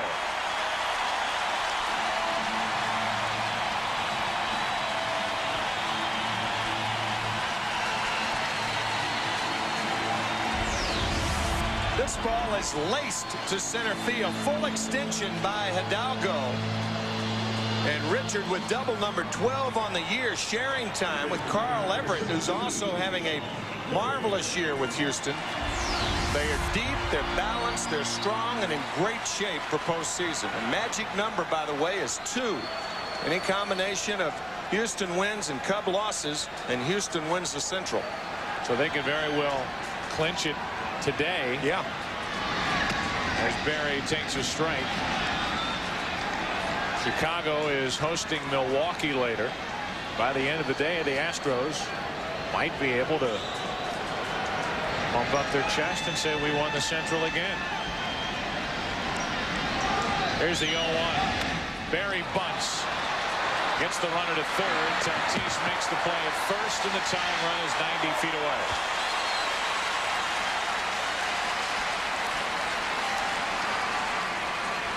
That's an either-or bunt. As we take a look at Sally Hemus, who was my first manager. I joined the Cardinals in September of '59. I was 3 months out of high school, 17. And Sally Hemus was the manager of the Cardinals in part of '58, '59, '60. And then I was also in the locker room when he was fired in 1961. You talk about an intimidating feeling for a guy 19 years old, and seeing Sally Hemus fired by Bing Devine, then general manager, and having him replaced by Johnny Keane, another Houstonian. Still holds the record for home runs by a Cardinal shortstop. Is that right? St. Louis with 15. Is that a fact? Tying run at third, 1 out. Osmus gets out of the way. Barely. It's 2-0. Then Sally got smart, got out of baseball, and came down here and hit it big with the oil business. Got in the oil business and then got out before it went in the tank. No pun intended. And a big benefactor to baseball's bat. Yes, absolutely. Baseball assistance team. Yeah, he's a classy guy, boy. There are a lot of people who have been beneficiaries of the generosity of that man right there, and that's Sally Hemus. 3-0 the count now on Osmus with a tying run at third, 1 out, and Pete Incaviglia waiting on deck.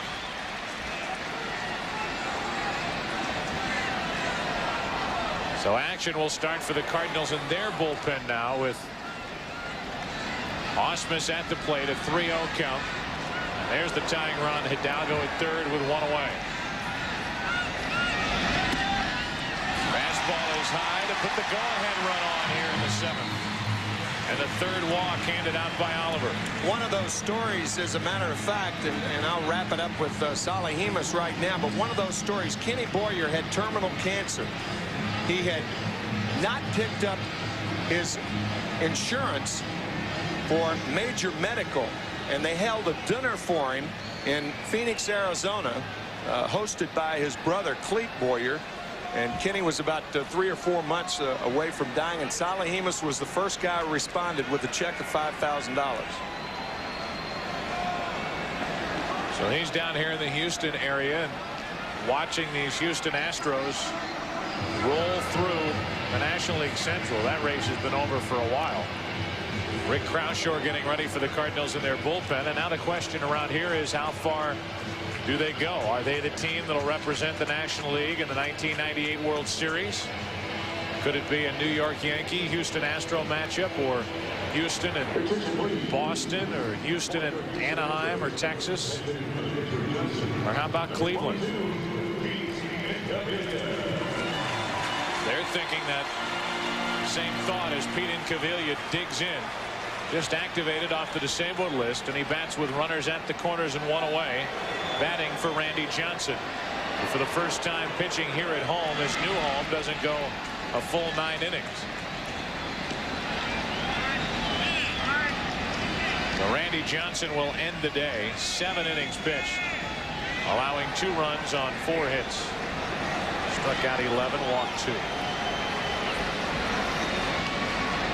48 come from behind victories this year for Larry Dierker's crew as Incaviglia takes the ball down and in.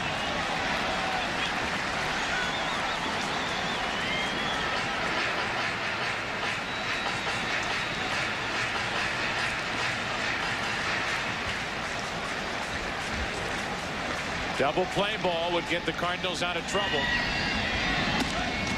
Fastball is high, 2-0. That's the problem with Darren Oliver, to try to entice a double play ball.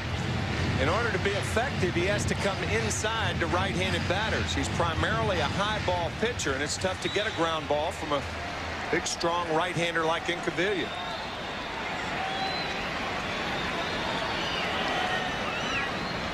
Oliver trying to get around a leadoff double.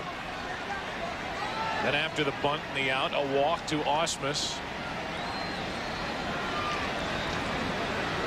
Incaviglia ready. The 2-0. 2-1.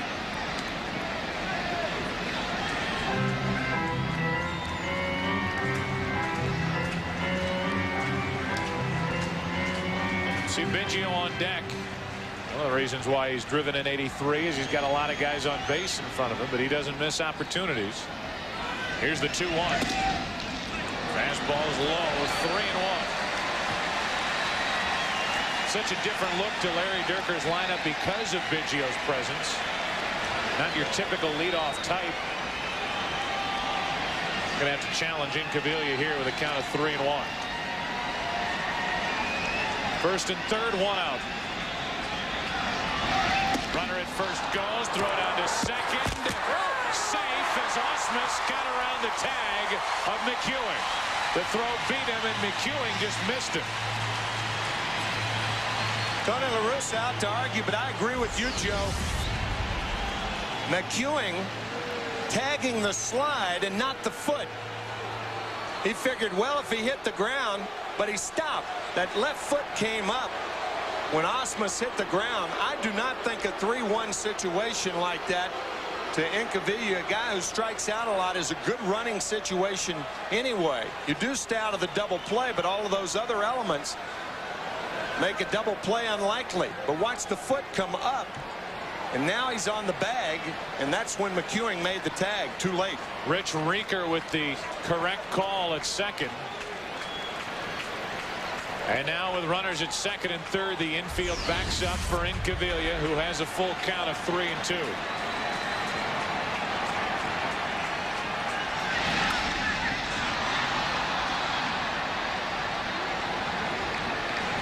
Hidalgo a leadoff double. He's the tying run at third, and Ausmus a walk.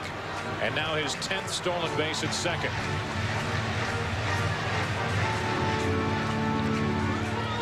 This could very well be Oliver's last batter of the day. No matter what.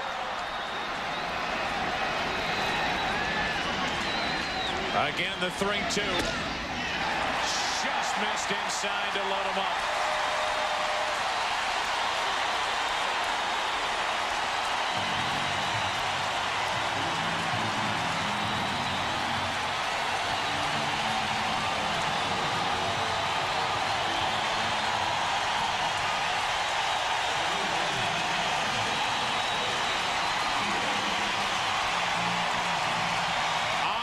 Stay in to face Biggio.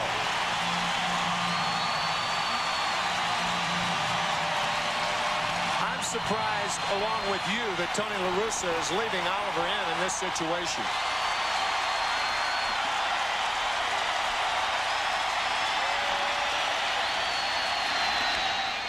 The one knock against Croushore is he's had a difficult time throwing strikes quite a bit of the time. You bring him in this spot. Be a big test for a guy with the bases loaded in a one-run game. Well, Darren Oliver's just walked 2 in a row, though. That's the downside of that. And he's walked Biggio twice in this game alone. Yeah.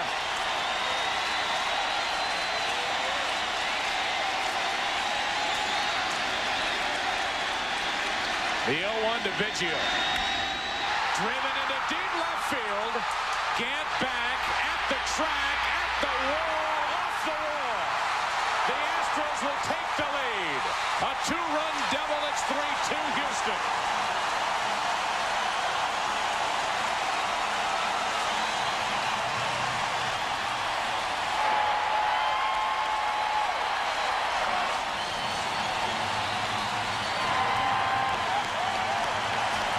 You continue to throw inside fastballs, good hitters, they look for them, and that's what Biggio is doing right here.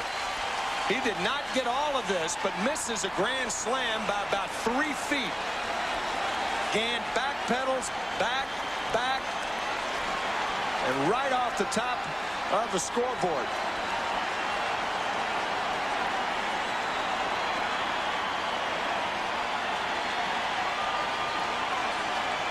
The 196th hit of the season for Biggio, approaching 200 and a franchise single season high. Congratulations. In his quest to be the first Astro to have 200 hits in a season, that seems like a foregone conclusion. The 196th hit this season for Biggio is a new franchise single season record. And it's a bases loaded 2-run double, and now Rick Croushore is in the game for St. Louis with second and third, 1 out.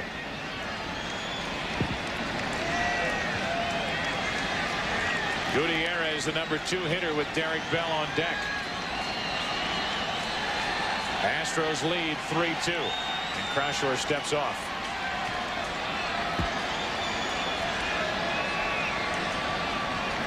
We featured Croushore many times on the Game of the Week. Hard throwing right-hander with that screwball.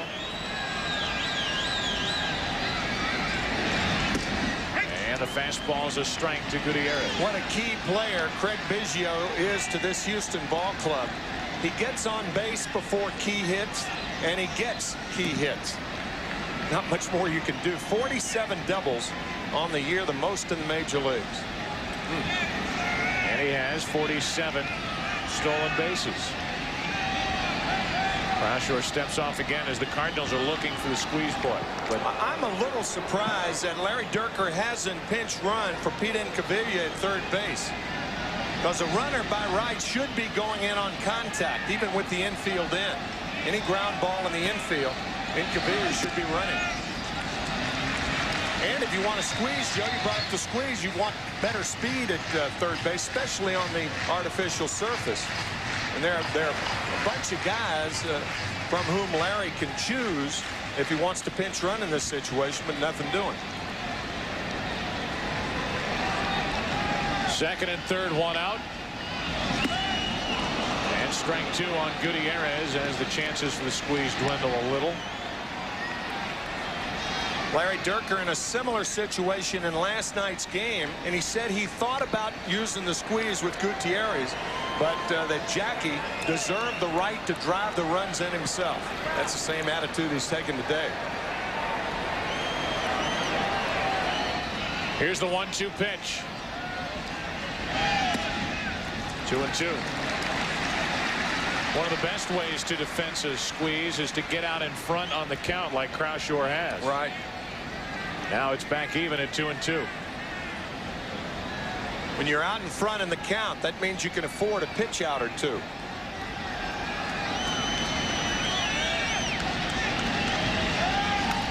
Gutierrez stays alive.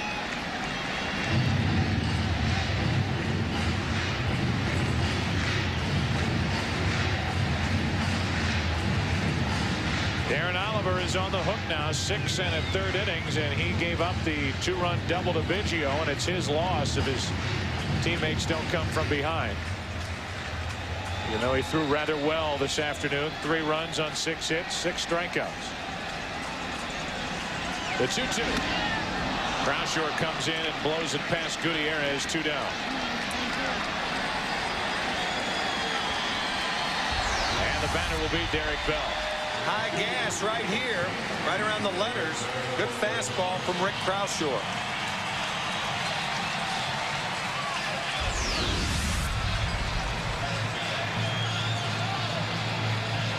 Now Derek Bell. Start to read quotes from players from teams that have played the Astros lately, at least here in the second half. You read a lot of the same things about the New York Yankees. They say these Astros are just relentless. As Bell gets into one to center, got under it a bit, and near the track, Jordan pulls it in. 1 step on the track to end the inning. So Derek Bell misses a chance to add to the lead, but Biggio did not. He gets the lead for Houston, 3-2 Astros. Scott Ellerton, a right-hander, takes over for Houston in the 8th inning, with the Astros now leading 3-2. And who does it? Well, as he does game after game, Craig Biggio. Delano DeShields leads off as a pinch hitter for Joe McEwing, who got his first major league hit back in the 1st inning. And here are the numbers for Scott.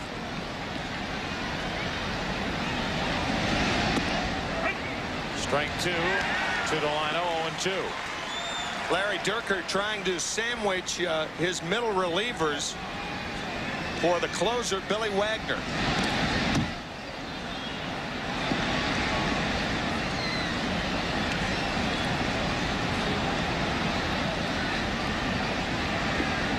Delano DeShields hitting .295. He has free agency on the horizon. His contract expires at the end of this year. 2-2.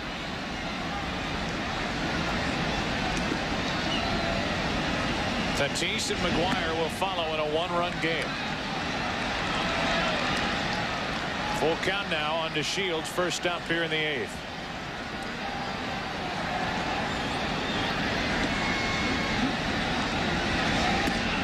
A leadoff walk, not a good start for the young right-hander Ellerton. A leadoff walk, and the tying run is on with Tatis, McGuire, and Jordan coming up. We're going to have a pinch hitter now for Tatis. Ray Langford will walk in and bat for Fernando, who will end the day 1 for 3 with an RBI double back in the 1st and a run scored.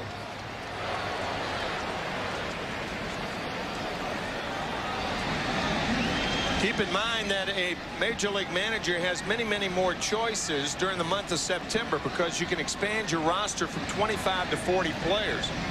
So multiple moves by managers, and good managers like Tony La Russa, not uncommon in these types of games.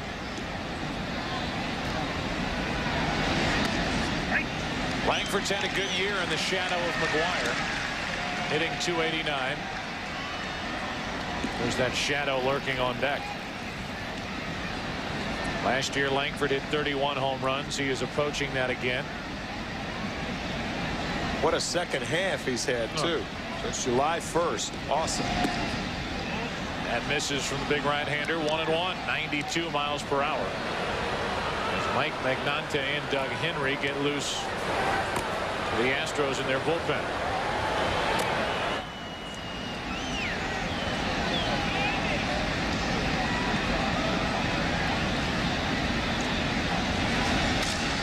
To the right side, diving stop Bagwell. Out.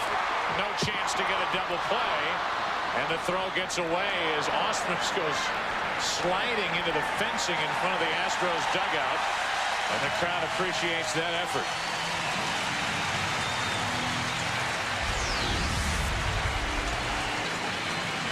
What a play by Jeff Bagwell. It's a left-handed thrower's position, but for a right-handed thrower, Bagwell plays it as well as it can be played. Fine play by Ausmus to get over to back it up.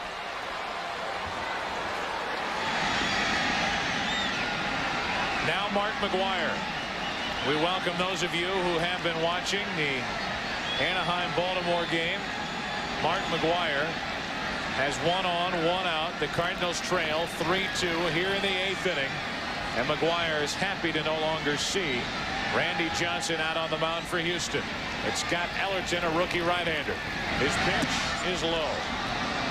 McGwire has already put Ellerton's name on the list with a 415-foot shot earlier this season on the 12th of July. 1 ball, 1 strike. Joe, I'm just checking the Houston bullpen. The pitchers, the catchers, the guys who protect those guys, they were warming up. McGwire comes to the plate. All of them stop. The action stops, and they become spectators. Just like during the stretching period for a club when they're out on the field and the Cardinals are taking batting practice. They stop stretching to watch him take batting practice. And today, that's one of the things that the Houston faithful here, one of the reasons they're here, to watch Mark McGwire take batting practice, but because of the tight time of the night game last night, 12 o'clock game today, no batting practice for either side. Crowd wants to know where that pitch was as it missed 2-1.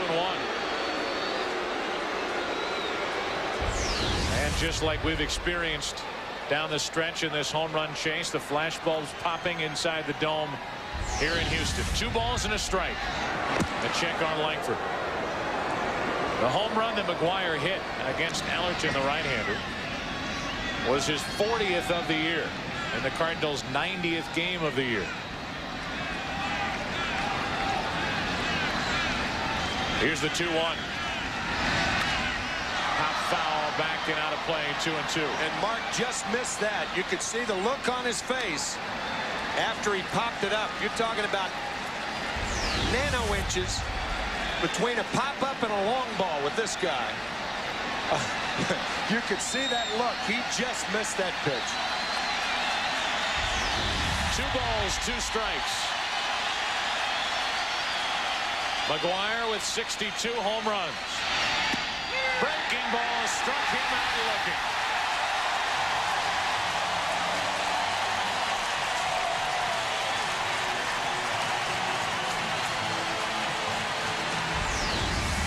This may be the first time in about 3 months that anybody has cheered a McGwire strikeout.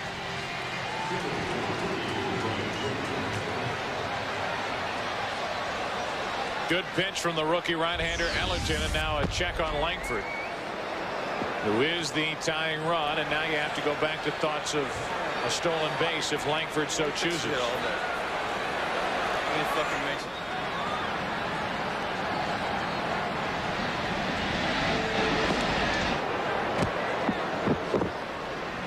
Ellerton unusually quick for a big man and has moved to first base. You don't see many guys who are 6'5" with feet that quick, and that's what it takes for that good move to first.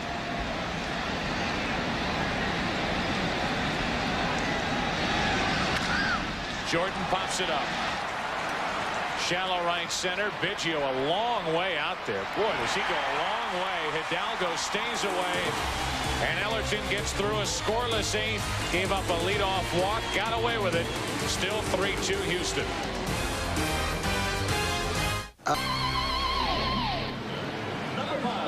Welcome back to a sold-out Houston Astrodome. 52,493 paid to see it. John Mabry is now at 3rd. Langford is finished after pinch hitting for Tatis. And Delino DeShields, who led off with a walk. Pinch hitting for Joe McEwing, is at 2nd. Croushore back to the hill, and Bagwell, Alou, and Hidalgo will back into right field, and Little is there to put it away. 1 pitch, 1 out. A Coors Light game break. Back to Chip Carey in the Fox Television Center. Okay, guys, thank you very much. Rockin' Robin Ventura, a 3-run homer for the White Sox in the top half of the 8th inning. Ventura with 4 homers, 10 RBIs in his last 6 games. But will it be his final season with the White Sox? We will see at 6-4 in Cleveland. Thank you, Chip. Rockin' Robin in the late 50s, 45. The flip side was Over and Over. Don't remember the name of the group, though. There's a strike from Rick Croushore to Moises Alou as Billy Wagner, one of the best, gets ready for the Astros in their bullpen.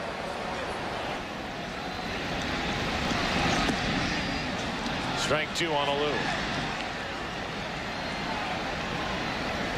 Last year I thought the Astros would fare better in the playoffs, and they ended up faring 3 and out against the Atlanta Braves because of the weapon they have down in their bullpen in Billy Wagner. Good pitches from Croushore as he gets Alou on the strikeout, a breaking ball low and away. And you look at what's going on in 1998 with a thought toward the end of the regular season outside of what McGuire has done, and Sosa. Juan Gonzalez, most RBIs in the American League since 1949. Barry Bonds hits 400 home runs and stolen bases. Alex Rodriguez, a shortstop, could become a 40-40 player. Roger Clemens makes his bid for his 5th Cy Young Award. It's amazing what Roger Clemens is doing, and along with that Yankees story, which we started the graphic off with, is the David Wells perfect game, middle of May. That's into the Cardinal dugout, and Manny Ibar, Jose Jimenez, and others able to get out of the way.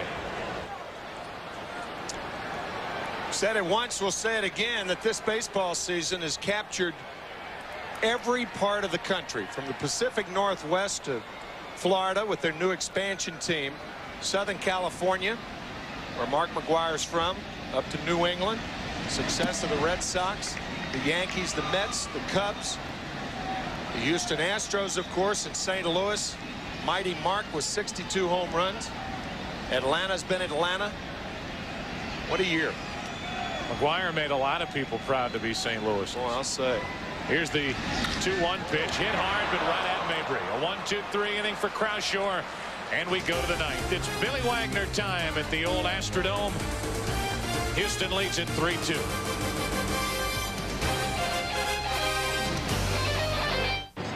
Billy Wagner takes over for Houston here in the 9th inning. One of the hardest throwing and most imposing closers in the game today. He has 28 saves, 60 in his short career as he hits the inside corner for strike 1 on Ron Gant. Interestingly, that's what you want to do with Billy Wagner. You want to make him get the ball down, because that high fastball like that of Randy Johnson's almost unhittable. The 0-1 to Gant. Houston leads by a run. 1 ball, 1 strike.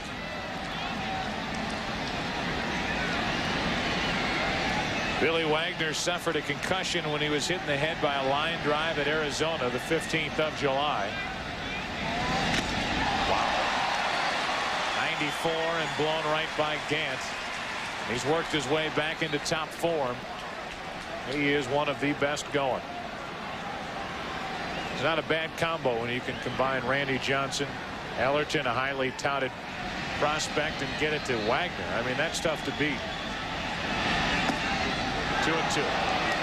98. I was thinking the same thing. You've got Johnson as a starter, Wagner as a stopper.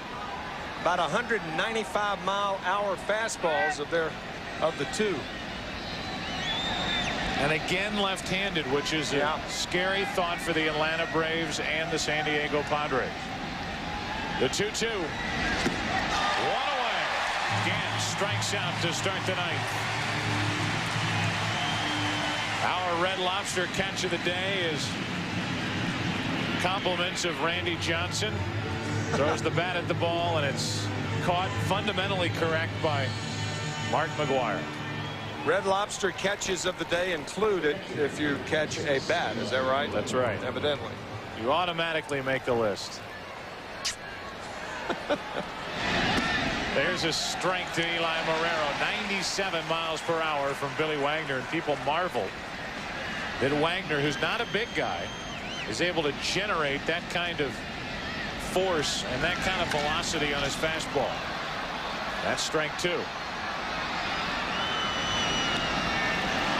J.D. Drew,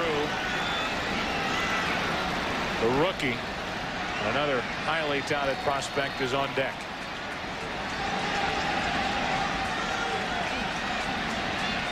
Oh, 2 in a blink. 1-2.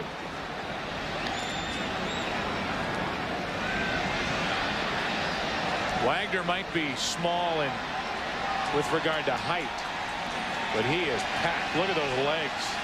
That's where he gets his drive and power from, the bottom part. The 1-2. 2-2.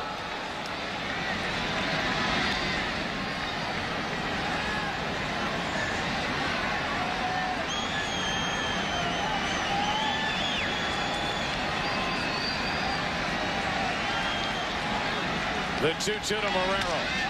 Little fly ball into right center. It is going to drop for a hit. The tying run is on for the Cardinals as Marrero drops one into right center.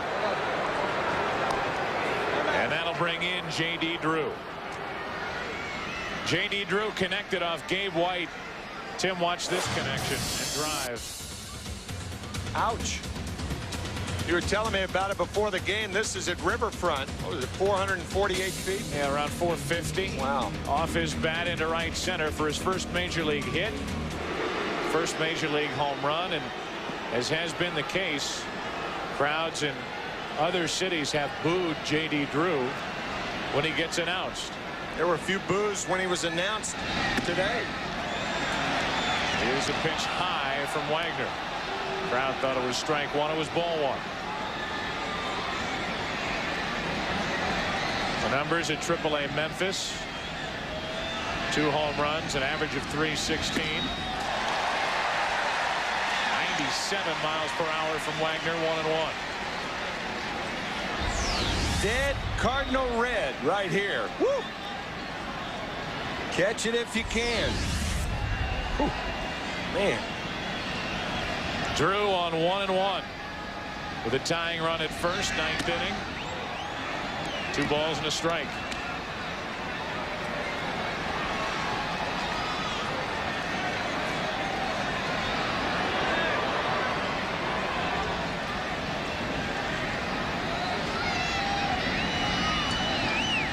Wagner behind on the count, 2 balls and a strike. 2-2. 98.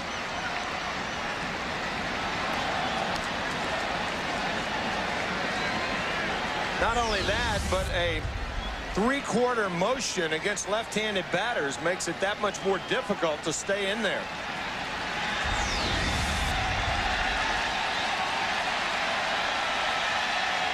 The 2-2 pitch to J.D. Drew.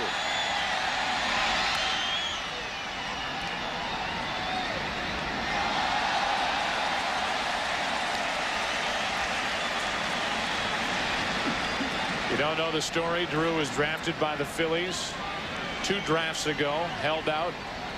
They couldn't come together on money, went back into the draft after playing in the Northern League. Drafted by the Cardinals and signed. The 2-2 pitch. Struck him out, 2 gone.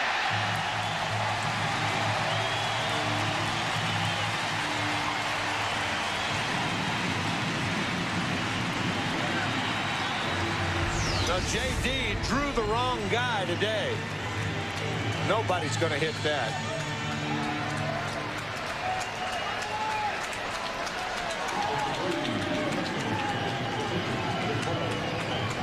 With all that velocity threading the outside corner, forget it. Yep.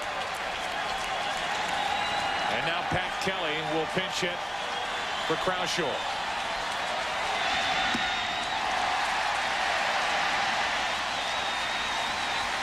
Kelly has hit 2 big league home runs this year. And this crowd, which has dwindled from its 52,493 status, is on its feet.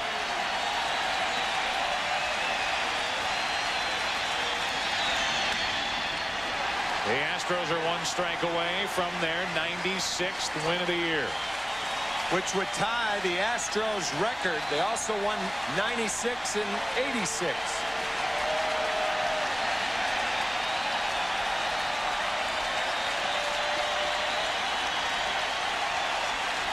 The 0-2. They let Marrero take second, which is not insignificant in a 1-run game. I think Brad Osmus just saw that he had such a good lead, there's no sense in throwing it, and that appears to be what Larry Dierker's saying. No stolen base credited. Now the 1-2 to Kelly.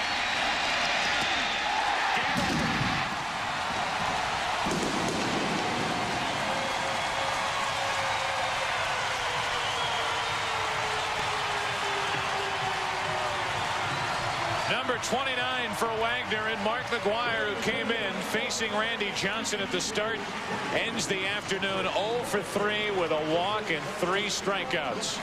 Randy Johnson the victory. He's 8-1 as a Houston Astro. And the Astros are 31-9 since they acquired Randy Johnson. Oliver gets the loss. Wagner, number 29. 2-hour, 36-minute game, and the Astros get their 96th victory of the year. Back after this. Houston, if you want to go to the World Series in 1998 in the National League. The Houston Astros were a tropical storm at the beginning of the season. Now they're a full-force hurricane to deal with. Billy Wagner struck out the side in the ninth. Randy Johnson got the win with 11 strikeouts in 7 innings. For Tim McCarver, I'm Joe Buck. So long from Houston. The final 3-2 Astros. Chip Carey and Steve Lyons will be along with scores after these words. Rolling with 28 homers, 102 RBIs, 105 runs scored.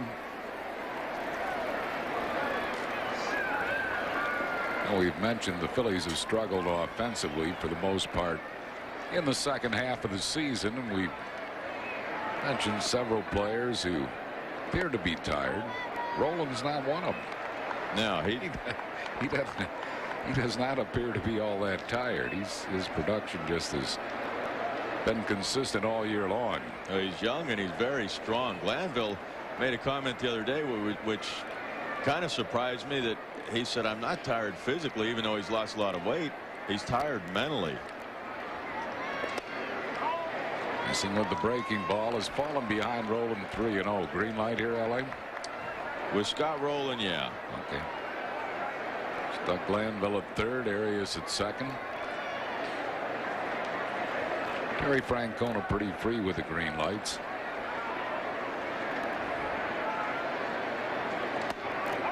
He takes a called strike, 3-1.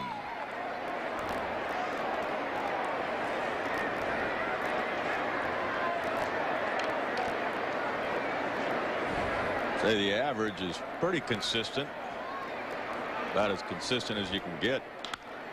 Ground ball up the middle, fielded by Nunez. He gets Roland, but coming in to score Glanville. Moving up is Arias. Phillies lead at 1-0. Scott Rowland knocks in his 103rd run of the year. He's the youngest Philly ever to get 100 or more runs batted in. And he wanted to get more out of this, but he still scored the run and moved the runner. Yeah, he actually got a pretty good pitch to hit. Looks like he might have jammed himself a little bit, getting those arms extended. Didn't quite get it on the barrel of the bat, but got it enough to get that run in. Pirates here in the first inning will bring the infield in with the runner at third base and 1 out for Rico Brogna. Hard one hopper right of Womack, and Arias will have to hold at third. Brogna's retired, so with the infield in, it paid off. 2 down. That'll bring up Wendell McGee.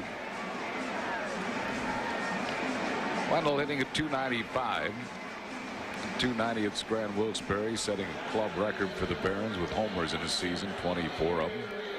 And a good hitter with runners in scoring position since coming up, 5 for 14.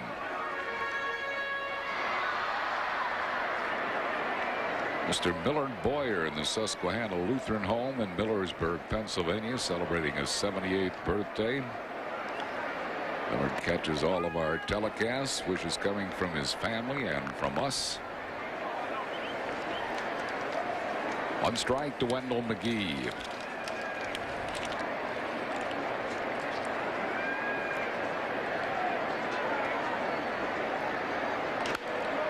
Loops a foul, back out of play down the first base side.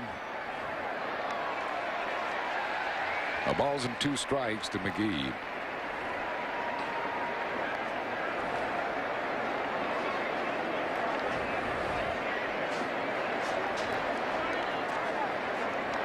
DeSan's a 26-year-old. He's out of Hermosillo, Mexico. Undrafted free agent in '93 by the Pirates.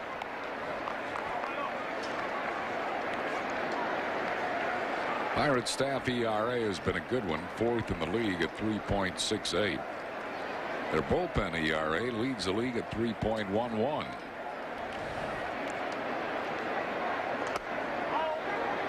Just a little bit outside. 2-2 the count to Wendell McGee. Pete Vukovich, the pitching coach, has done a good job with this Bucco staff.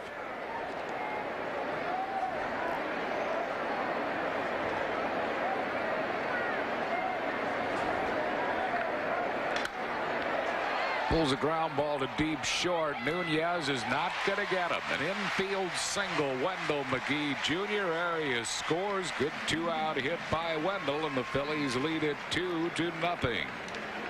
Ramirez couldn't quite get to that ball at third. Nunez went over there. Nunez has shown some ability at shortstop, but I think by trying to get a little more on this ball, taking that jump and getting behind Ramirez, it took a little too long. If he throws that, tries to one hop, but as soon as he gets to it, throws it a little bit off balance, but one hops it over there, and that's something you learn or will learn on turf, that he might have had a chance for Wendell.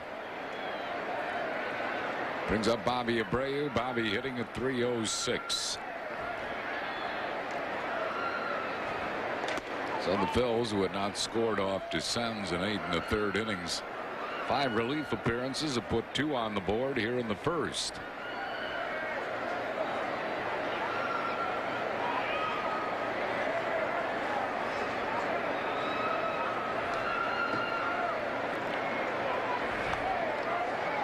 Two balls and no strikes to Bobby Abreu.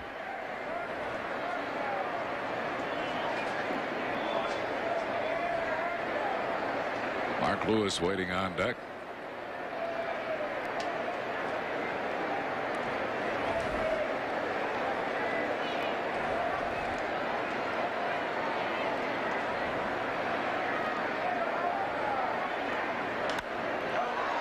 Fouls it out of play. 2-1 to Abreu.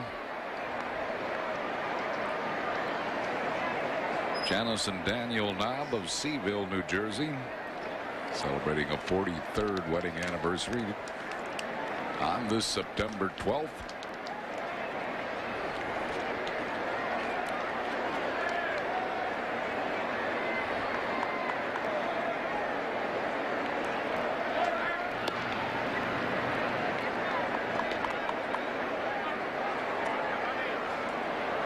Two and one to Abreu. Wendell McGee at first. 2 outs here in the first inning. Phillies have 2 across.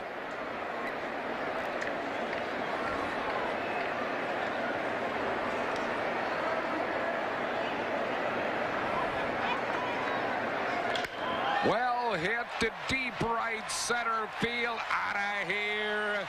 Home run, Bobby Abreu, and the Phillies have jumped to a 4-0 lead here in the first inning. Bobby Abreu got, I believe, a split finger there, something off speed, got it down and just unloaded on that ball. That ball was gone. You knew it as soon as it left his bat. You could hear it. He wants this ball away, and he gets it middle of the plate. You see Kendall reaching over the middle. Bobby knew it. That ball was crushed. 13th home run of the year for Bobby Abreu. And it'll bring up Mark Lewis. Lewis hitting at .245. Bounced up the middle. Nunez has it behind second. Throws out Lewis. That'll retire the side. But a big first inning. 4 runs for the Phils, 4 hits, no errors, none left after 1. Phillies leading the Buccos 4-0. Not be reproduced nor retransmitted in any form without the express written consent of the Phillies.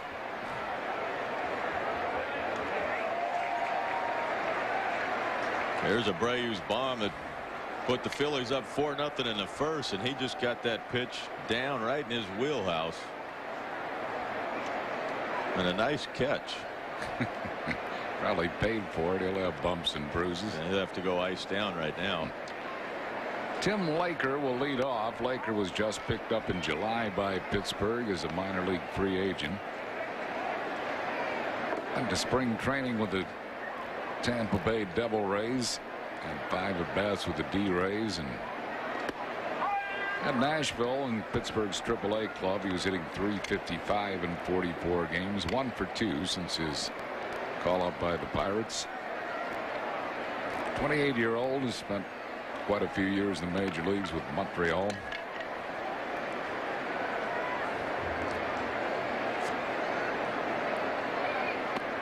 Change up, had him way out in front of it, 1-2. Well, this is Porchy's bread and butter, that change up, and it is a good one. He just, I mean, not just the good motion of his arm action, but also the movement of the ball. It just drops off a table down there. Bouncing ball to Mark Lewis. Lewis throws Laker out, one down here in the second. And we'll bring on Jose Guillen, the right fielder. Birthday wishes to Leonard Miller in Northeast Philadelphia. Big Phillies fans celebrating on this September 12th.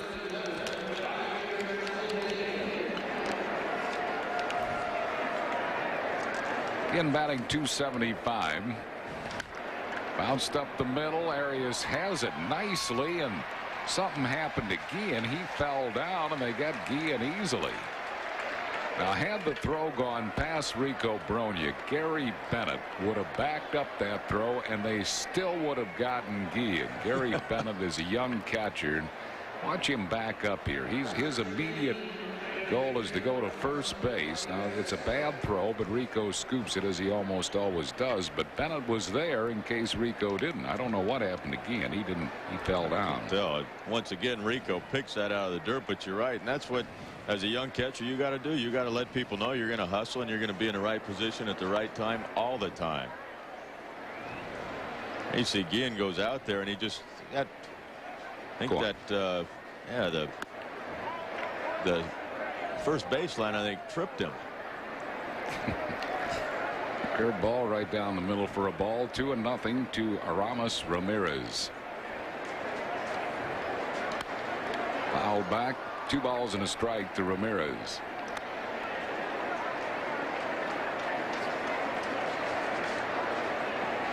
Two outs and no base runners here in the second inning. Phillies on top 4-0.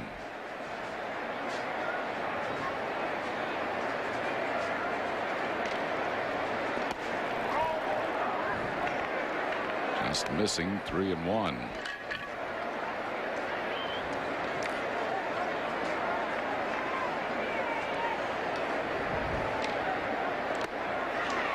Full count now to Aramis Ramirez.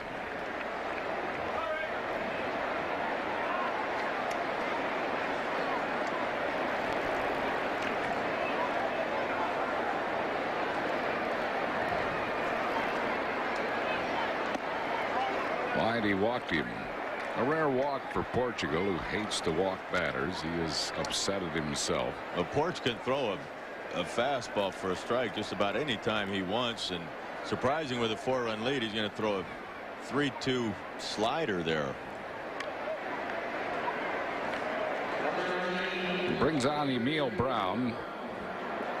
Brown, a 23-year-old, second leading hitter in the Southern League at Carolina this year. He hit .330, hitting .263 since being called up to the Pirates.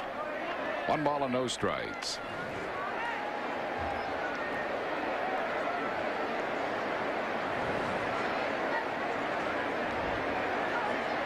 Ramirez at first with 2 outs here in the second. Fastball inside, 2-0.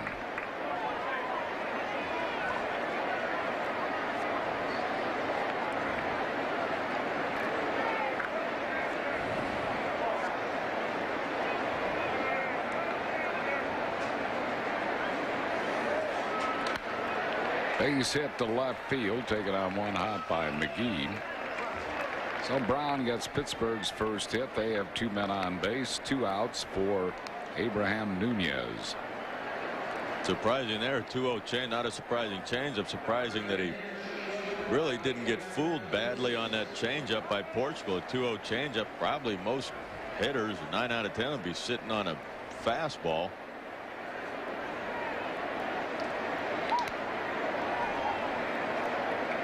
Nunez is a switch hitter. Since his call up, all of his hits have been left-handed. 3 for 11 left-handed, 0 for 8 right-handed. He was hitting .249 at Nashville this year, a 22-year-old from the Dominican Republic. 1 ball and no strikes to Nunez.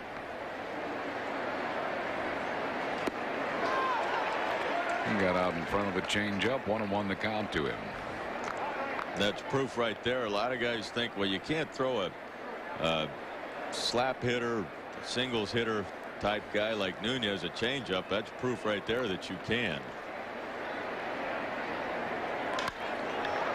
At the left field, McGee playing him perfectly toward the line, makes the catch, and that will retire the side. No runs, 1 hit, no errors, and 2 left. We go to the bottom half of the second inning. Phil's 4, Pittsburgh nothing. Gary Bennett will lead it off. Bennett, since his call-up, is 2 for 6. He had 255 at Grant Wilkes-Barre. Gary, a 26-year-old from Waukegan, Illinois.